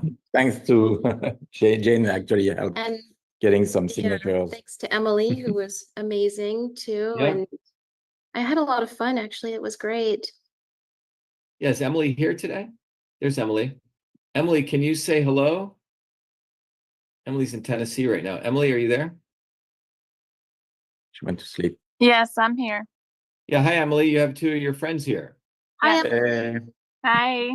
Hi. Good to see you. Good to see you too. Good to hear your voice. Are you guys in Mississippi now? Yes. We are, yes. We left. Okay. We had to leave California because, it was just getting really We left in 21, right after COVID. It became a little too crazy at the time, so it was time to leave. We have a child and he was in school and, it was really, And what do you do there now? Here in Mississippi, Yeah. we are filmmakers. So we were filmmakers in California and we're still filmmakers here in Mississippi. So And I'm French actually. I came from France to California. Yeah. As well. Oh, I see. So both of you are filmmakers. Yeah. Yes. Do you do everything from script writing all the way to production? Yes, exactly. Yeah. We worked on a lot of independent movies, some studio stuff as well. Okay. I'm originally a writer, producer, director, and then in Hollywood, I also worked on a lot of editing, post-production work, producing, and then we relocated in Mississippi to gain our freedom and make more independent stuff, like away from the Hollywood system. So that's kind of why we're here now. Yeah, that's interesting. Propaganda. We should set up some time between us and Andrew Rice when you have some time. Oh yeah, that sounds great. Yeah. That sounds great. Yeah, because I mean, we feel kind of a little lonely in this in the industry, as you know, the whole liberal aspect of Hollywood, and I mean, we know a lot of people there, and we really understand how things work, the whole propaganda machine and everything. And so I think we have better things to do. So we really need to try to create. I mean, our goal here is to create like a mini independent studio, because we have all the resources to go from the conception of a project to the actual release. So we can actually shoot a movie and do all post-production and distribute. We are now working on a new distribution system. Also try to bring more people on our side and try to be more vocal. And because unfortunately the whole Hollywood system is difficult to navigate when you don't, you either have like the full liberal people that are all brainwashed Hollywood, or you have a few conservative people and the few conservative people have a hard time to work. And so when you're technically neither, so it gets even more complicated. I think it's but we're optimistic. I think the whole way of making movies has evolved, and there's plenty of ways to reach the audience now. So let me ask you a question. So, or not a question, if you could share, you said that the whole propaganda machine, right, of Hollywood. That's right. Can you give an example that others could learn, a stellar example from your own experience of that? Well, I guess, when you see, I mean, anyone who would watch Netflix would understand very quickly how it works. Like, basically, if you want your movies to get made, you need to include all the agendas. So basically, I mean, for example, the whole film festival circuit is all controlled by these agendas. So if you want your movies to play in the big festivals, you need to be either like the LGBT propaganda, climate change propaganda, what's the others?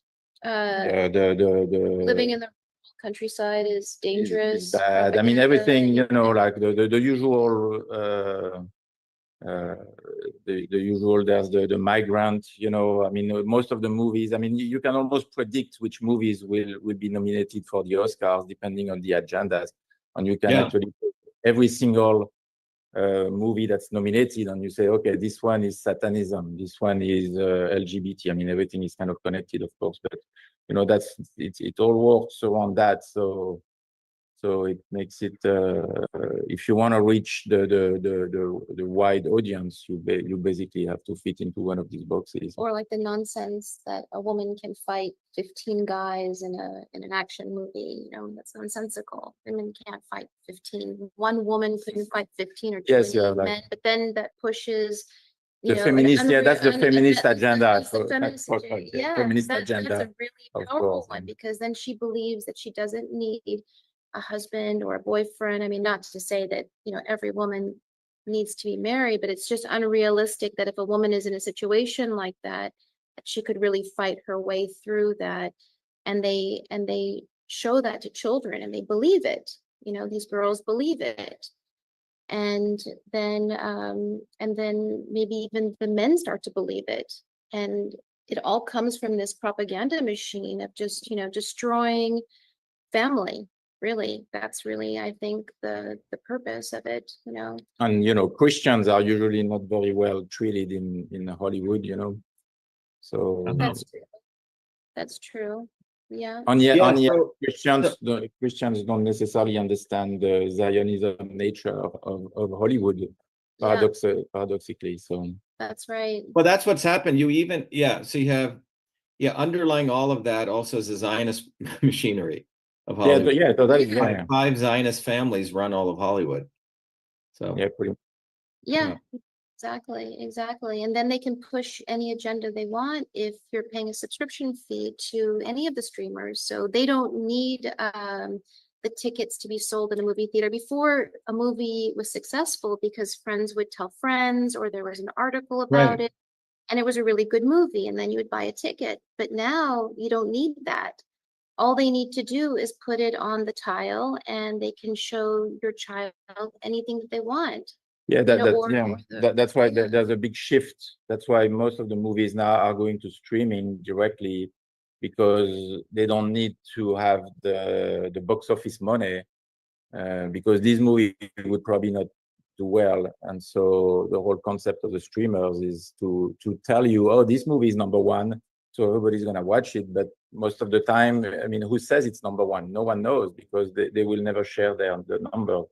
Right. So that's why COVID allowed also that to happen. Like, COVID really helped shifting to streaming, because now people they have to take for granted when they say, oh, this movie is successful, and out of coincidence, these movies are LGBT propaganda, and they're gonna say, oh, that's successful, it's #1, and then now people are gonna watch it because it's #1.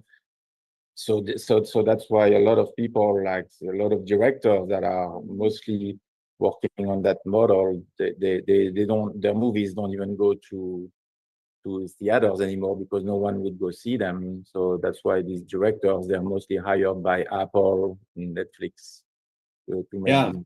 So they just own the entire, they vertically integrated everything. Yes, and where it becomes really difficult from, you know, independent producers like us is pretty much any streamer, all the streamers are controlled to some level by studios.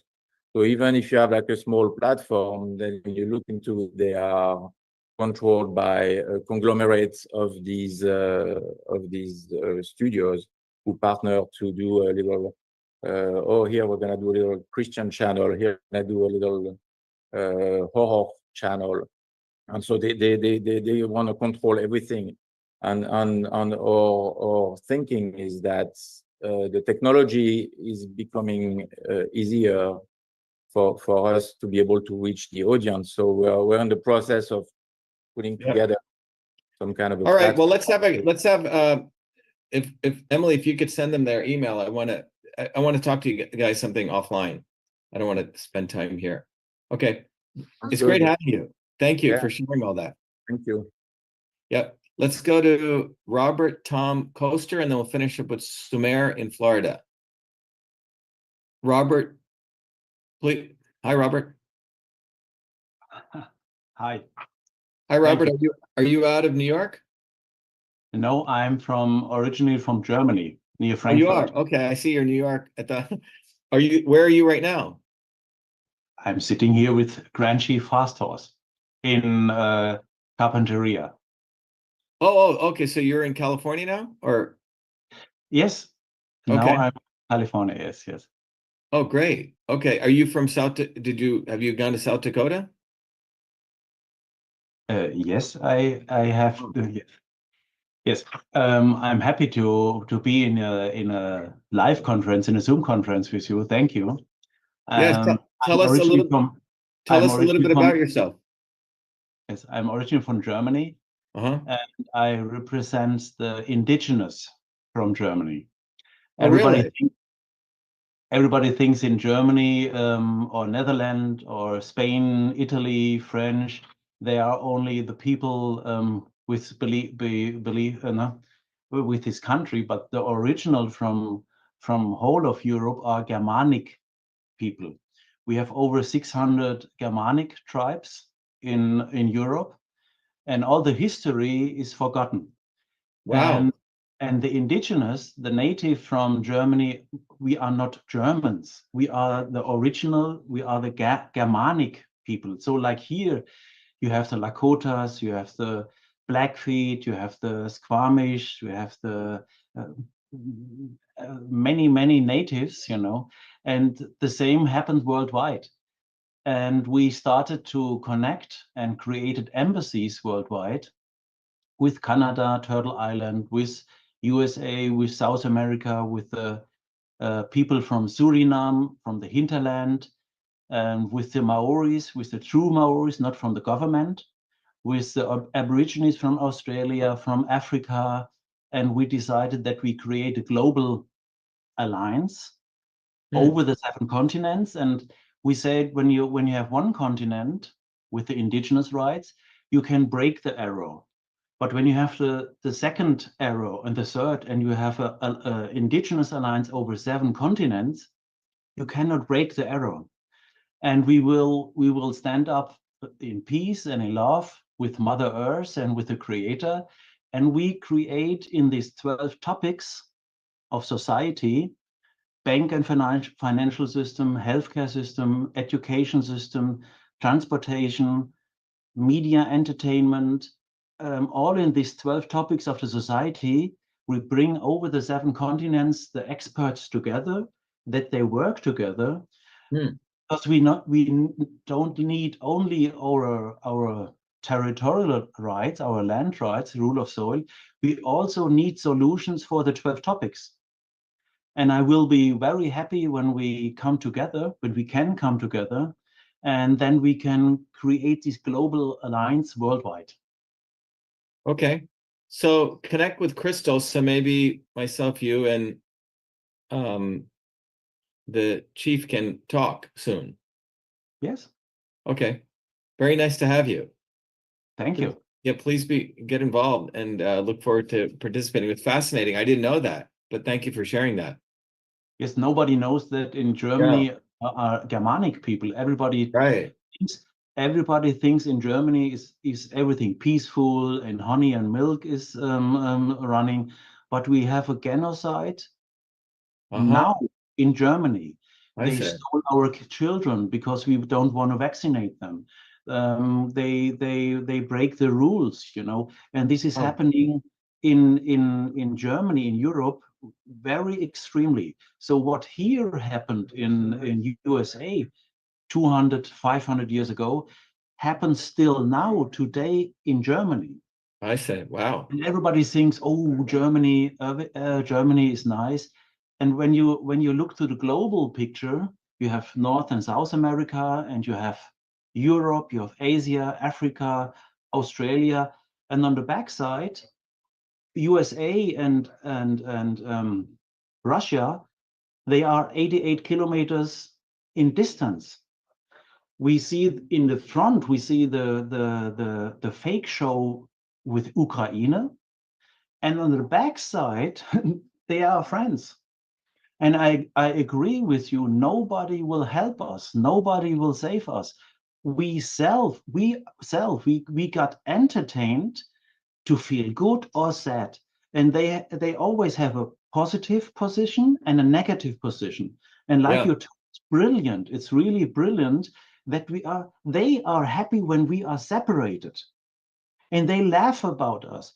And we have to come together because this is a fight against the darkness against the light. But the darkness can never win against the light. When you put on the light, the darkness is gone right away.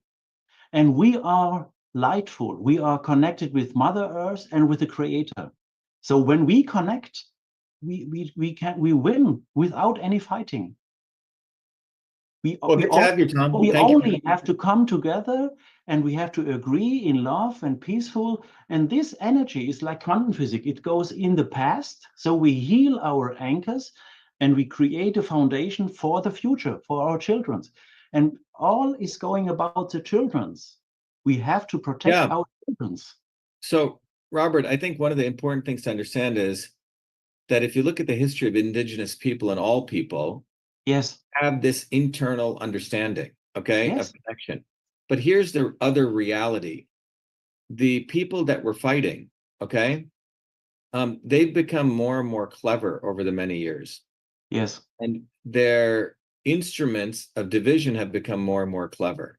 Yes. And they literally have understood some very fundamental natural laws of science and system science. So that's what we teach here. Because the weaponry that they're using needs to be understood so we can counter it properly. So light can shine, you see, but they've become very, very, they've even used the word of talking about peace and love, unity, right? You know, they'll say, oh, you know, we should all be united. We should, you know, we all believe in love. But the reality is their unity that they're talking about is to make sure we don't rise up and destroy and shatter them, you see? So there has to be this balance of a connection with the heart and soul, but recognizing these people are not good people. Yes. But I know. Thank you. Let's try to connect soon. Yes, please. Yep, be well. Okay, let's finish up with Sumer in Florida. Sumer, go ahead. And I think Andrew's here from Florida. Let's get Andrew's. Hello. Andrew, if you can say hello. Andrew's Hey, saying, Sumer. Hi, how are you? This is Sumer.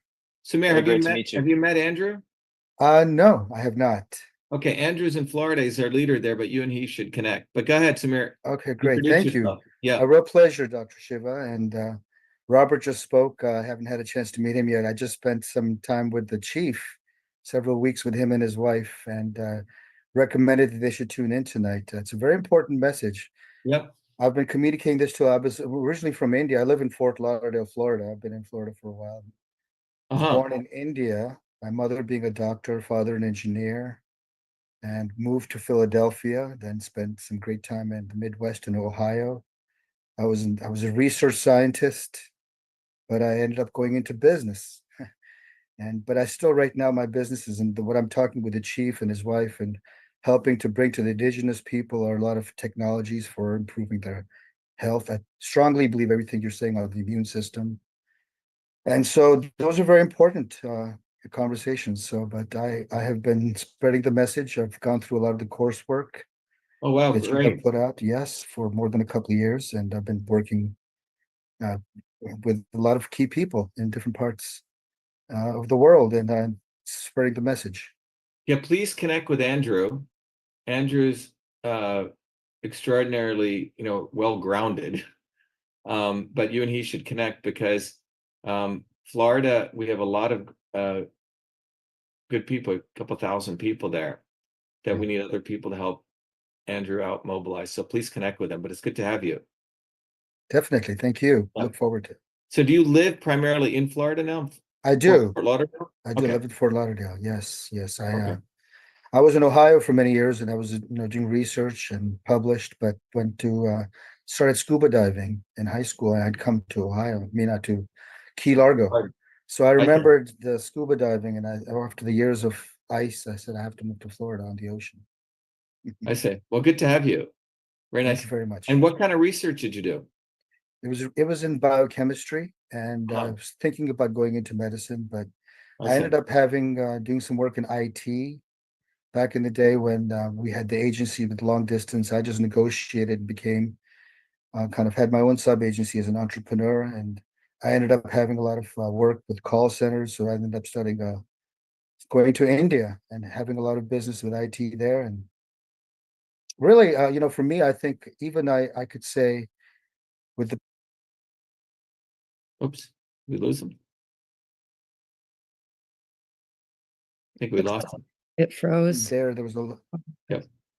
I'm here. Can you hear me? Yeah, Samara, you went in and out. But sorry about that. So I was no. just saying that even in India, you find ways to help people, but there's a lot of lazy people, and I really became, compassion's deep in my heart, but I would find that there's certain people, if you help them, they help a lot more, and it's really something interesting that you find throughout life, and it's just based on people's perception. I think you have to get a deeper sense of who you are, and I don't know how and when that clicks. Sometimes you have to get broken, and you kind of find the real meaning behind why things have been happening.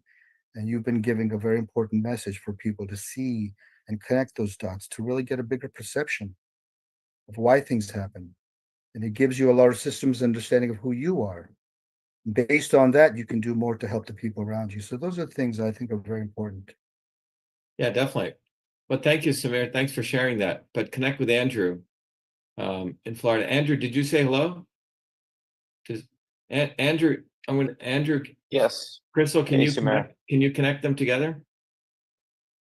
Yep, I'll definitely reach out to Samir. I'll grab his contact info and I look forward to speaking with you, Samir. Thank you. Sure, thank you. All right, it is 10:48. Are there any final questions before we sign out? If they're important, if they can wait later. Pushpa, is it a quick question? Oh, go ahead, Pushpa. Hi, Dr. Shiva. Yes, how are you? Good, thank you. In today's presentation, you said 97% of the land in Sardinia is owned by the community. What does it mean when you say owned by the community? Is the land not registered to anyone? Is it just there? And don't corporations steal it? No, that's what I'm saying. Sardinia is quite unique. I mean, they obviously have to fight back, but it's communal land. So if you're a citizen, you can literally go take a piece of land and you say you can farm it for yourself. It's not, see, there's a big difference between communal land and nationalized land. When people think about quote unquote communism or socialism, they think it's top down, the government owns the land. That's not communal land. One is bottoms up, the other is top down. Do you understand the difference? Mm-hmm. So basically there is no ownership by a particular individual. All right. So it's basically how land used to be. It's just free. You go use it. There's no inheritance. You don't like in the hunter-gatherer model, you use the land and then you left it and you left and someone else used it. Okay. You don't own it. But when they nationalize land, like the government owns the land in the United States, right? And then they lease it and they charge property tax. You have none of that stuff. So it was, in some ways, it's how natural systems worked. That is what is, so you may have personal property, but you don't have private property.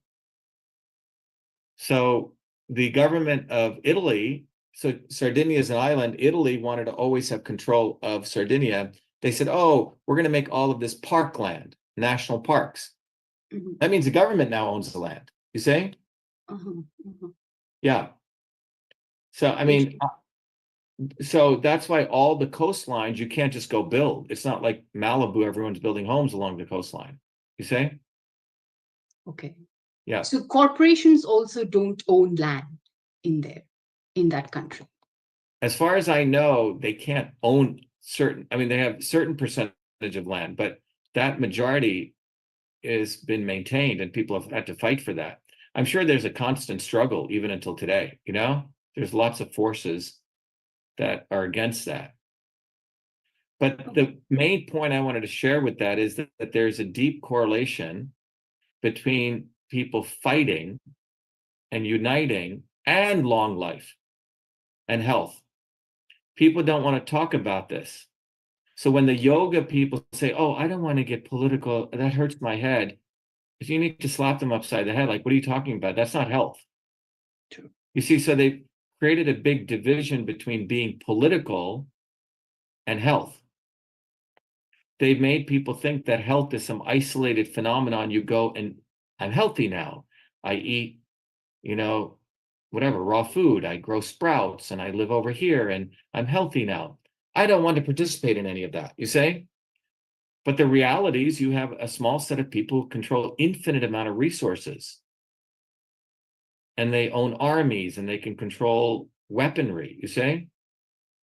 And this must be dealt with head on. That was what I wanted to share. In the 1920s, 30s, 40s, you go look at people, they were pretty healthy. And I would argue that they were healthy because they were vibrant. Yeah. They had a sense of self and a sense of community. All that's been ripped away. So what our movement's trying to do is we're literally, the big takeaway everyone should take away is there's two aspects of health here, your personal health and then the collective health. For the personal health, even there, they don't want you to really see the body as a system. And they define health not as a resilient system, but just you sustaining your body by getting certain drugs or eating certain ways and exercising a certain way. They're not talking about your body from a system standpoint. So we teach you that. And then from the larger aspect of health, the reality is we must shatter the swarm. There's no other way to achieve, permanent health in some ways. We don't address the serious issues of exploitation, manipulation, corruption. How can you talk about health? It's just like you're healthy, but you're sort of living this little health in a bubble. You see what I'm saying? And you don't want to look at the reality. And that's what people should take away. The big realities, there's massive income inequality. And there's a direct correlation between income inequality and disease. I mean, you can't, that's what I wanted. That's what those slides share. You're in this income. If you're in this income bracket, you're going to have a very different percentage probability of getting disease than if you're in this. So why is that? I mean, come on, right? Yeah. You own this much assets. Your financial assets in your bank are going to affect your biology in your liver. True. You see what I'm saying? True. That is what we're talking about. And you're not going to address that by eating silymarin and taking milk thistle, okay? True. You have to address this fundamental inequity. And that's what our movement is putting front and center. Does that make sense? True. And we have examples of cultures, they have lived long life. They have had healthy, but they've always been directly involved in community-wise raising consciousness and standing up for their rights. That's how they got healthy. And when you don't fight for your rights and you collectively organize, you're going to be unhealthy. You're going to have these income divisions. Okay. Great. All right, Emil, is it a quick comment? I know we want to play the features video. Go ahead, Emil. Very quick comment. In regards to the cards, could we include also that blue line which you briefly shown about the stress? Yes, that's what I'm going to do. You nailed it. This is what great Delia... opening for, you know, building community, boost immunity, you know, live stress-free. You know, we can really start the conversation very quickly. That's all.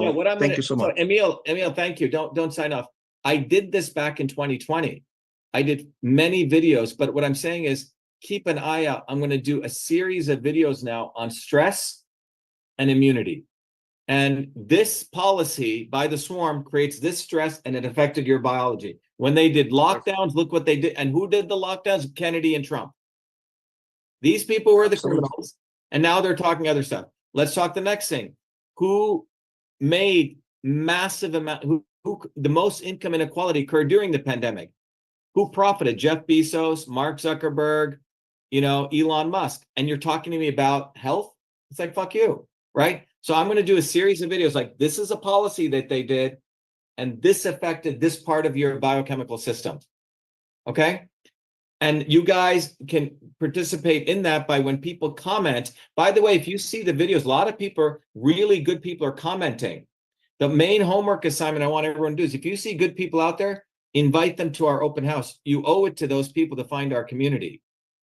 So spend 20 minutes a day. Hand out some cards, go online and find, don't waste your time fighting with these idiots.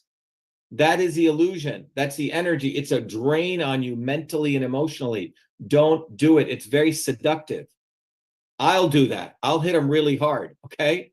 I'll fucking go after them really hard, drop bombs, and the good people will come. You guys go bring them in. Does that make sense?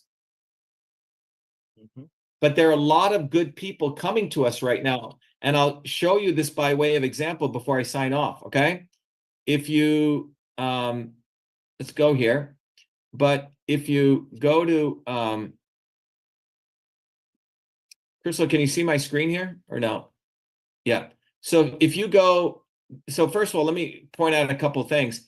Everyone should go to the Truth, Freedom, and Health webpage. It's like a nice tutorial because as you go through here, it's got the Shatter the Swarm. Get some of this merchandise. Wear the Shatter the Swarm t-shirts. You'll have great conversations with people, okay? Bosin played some of you videos, but look, the bottom line is we have a history of winning. By the way, our court case went all the way up to the Supreme Court. The Supreme Court chose not to decide. It's very interesting. It's actually a win for us because the Supreme Court had the opportunity to say only natural born citizens can be run for president. They didn't. By the fact they chose not to decide means that even the Supreme Court knows this is a non-justiciable issue, which means the court shouldn't participate. Let the political process decide, which is what we did. So I want to let you know that we took a case all the way up there. But the main thing when you go to this website, in conclusion, is the elites, what they're doing right now, if it comes to health, they don't want you to see the whole. They don't want you to talk about income inequality. They don't want you to talk about the whole picture. So they're going to lead us to illusion. You get complacent or you get desperate. That's what's happened after the election. All these Democrats are all desperate. Okay? And all the MAGA-tards are all complacent. Trump's going to take care of everything. And this is why it's important that you recognize that we called this out. Look at all the people that we've had pictures of for the last 4 years. These are all the people who are the manipulators. And the only way out of this is you have to understand the knowledge of systems. So you become an activist, you get organized, you start feeling powerful. And that's what our movement wants to do. So you don't get lonely and depressed and helpless. It's a gift, really. So you got to be ready, get ready to go of the old system and recognize that our knowledge base itself is a system. So I'm going to let whoever has it, Crystal, can you play the features video as we sign off? Whoever has that? I have it. Okay, so I want to thank Bosin and Crystal and whoever else helped out for running the orientation today. Key homework assignments, go to Shatter the Swarm, go to Truth, Freedom, Health, become a warrior scholar, get ready to get off the plantation, get connected, and invite other people. There's so many people now who are sitting in their homes, either depressed or complacent.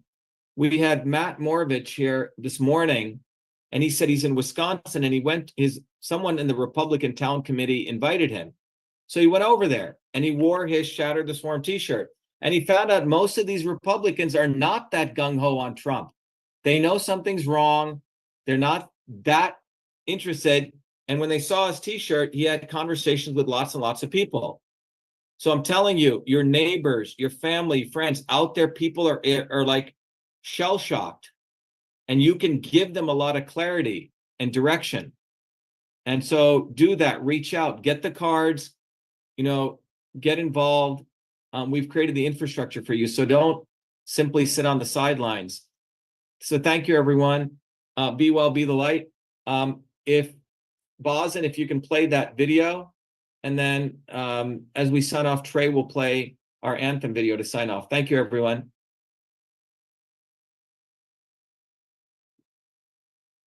We have allowed our country to be taken over from within, and the end goal is you will have a homogenized world where we will become slaves, because there is a condition among the elites that really thinks they're better than you, deep down inside them, that you don't deserve the freedoms you have.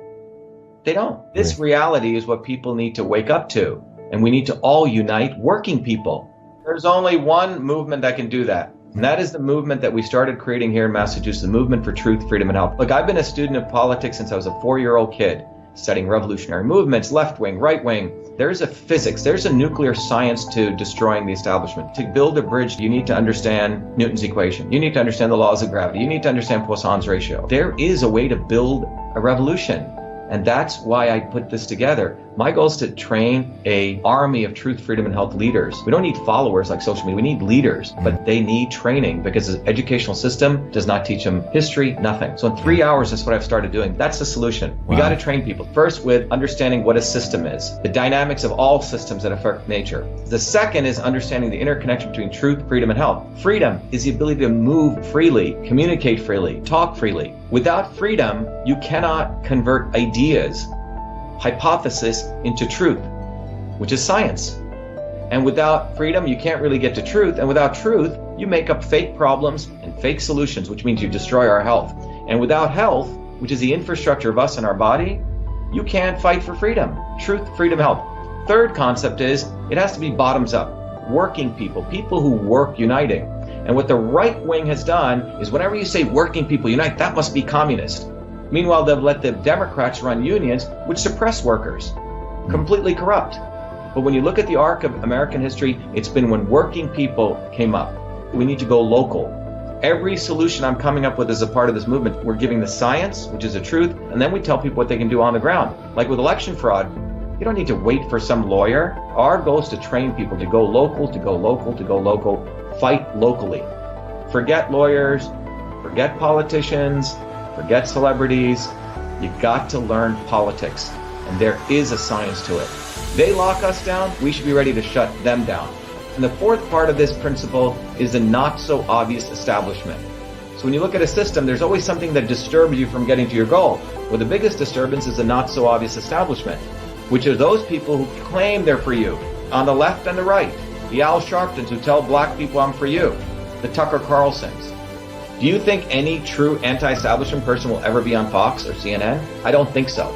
They both mislead working people back into the establishment. Without this solid understanding of political physics and theory, you're screwed. You're going to follow on the left wing Bernie Sanders. Oh, he said something. Or Robert Kennedy. Scumbags. Or you're going to follow some right-wing talk show host. They're not going to lead us to liberation. It's us. We're building a bottoms-up movement, and that political physics, it's a nuclear science of change. Bottoms up. We have to organize to understand that there is people who talk a good game, and then look at what they actually do, left and right. I'm sorry, Sean Hannity may say some good things, but I don't see the urgency in his voice to get something done, and it can only come when you weaponize yourself with the right knowledge. You need to be able to identify a rat. You know, Christ didn't go after the Romans, right? It was the Pharisees and the Sadducees who screwed him up. His own quote-unquote people. And that's where we're at. So these 4 concepts I've built into a curriculum where people can go to truthfreedomhealth.com, and it's an educational program. We need to train people in political theory. You need to have physics, and I've created that curriculum. People need to get educated. We need to get educated fast. And within a half an hour, I can teach people. 2 years of MIT control systems, I teach people those concepts. Then I apply it, anyone can understand it. And then you say, oh, I got to build a bottoms-up movement.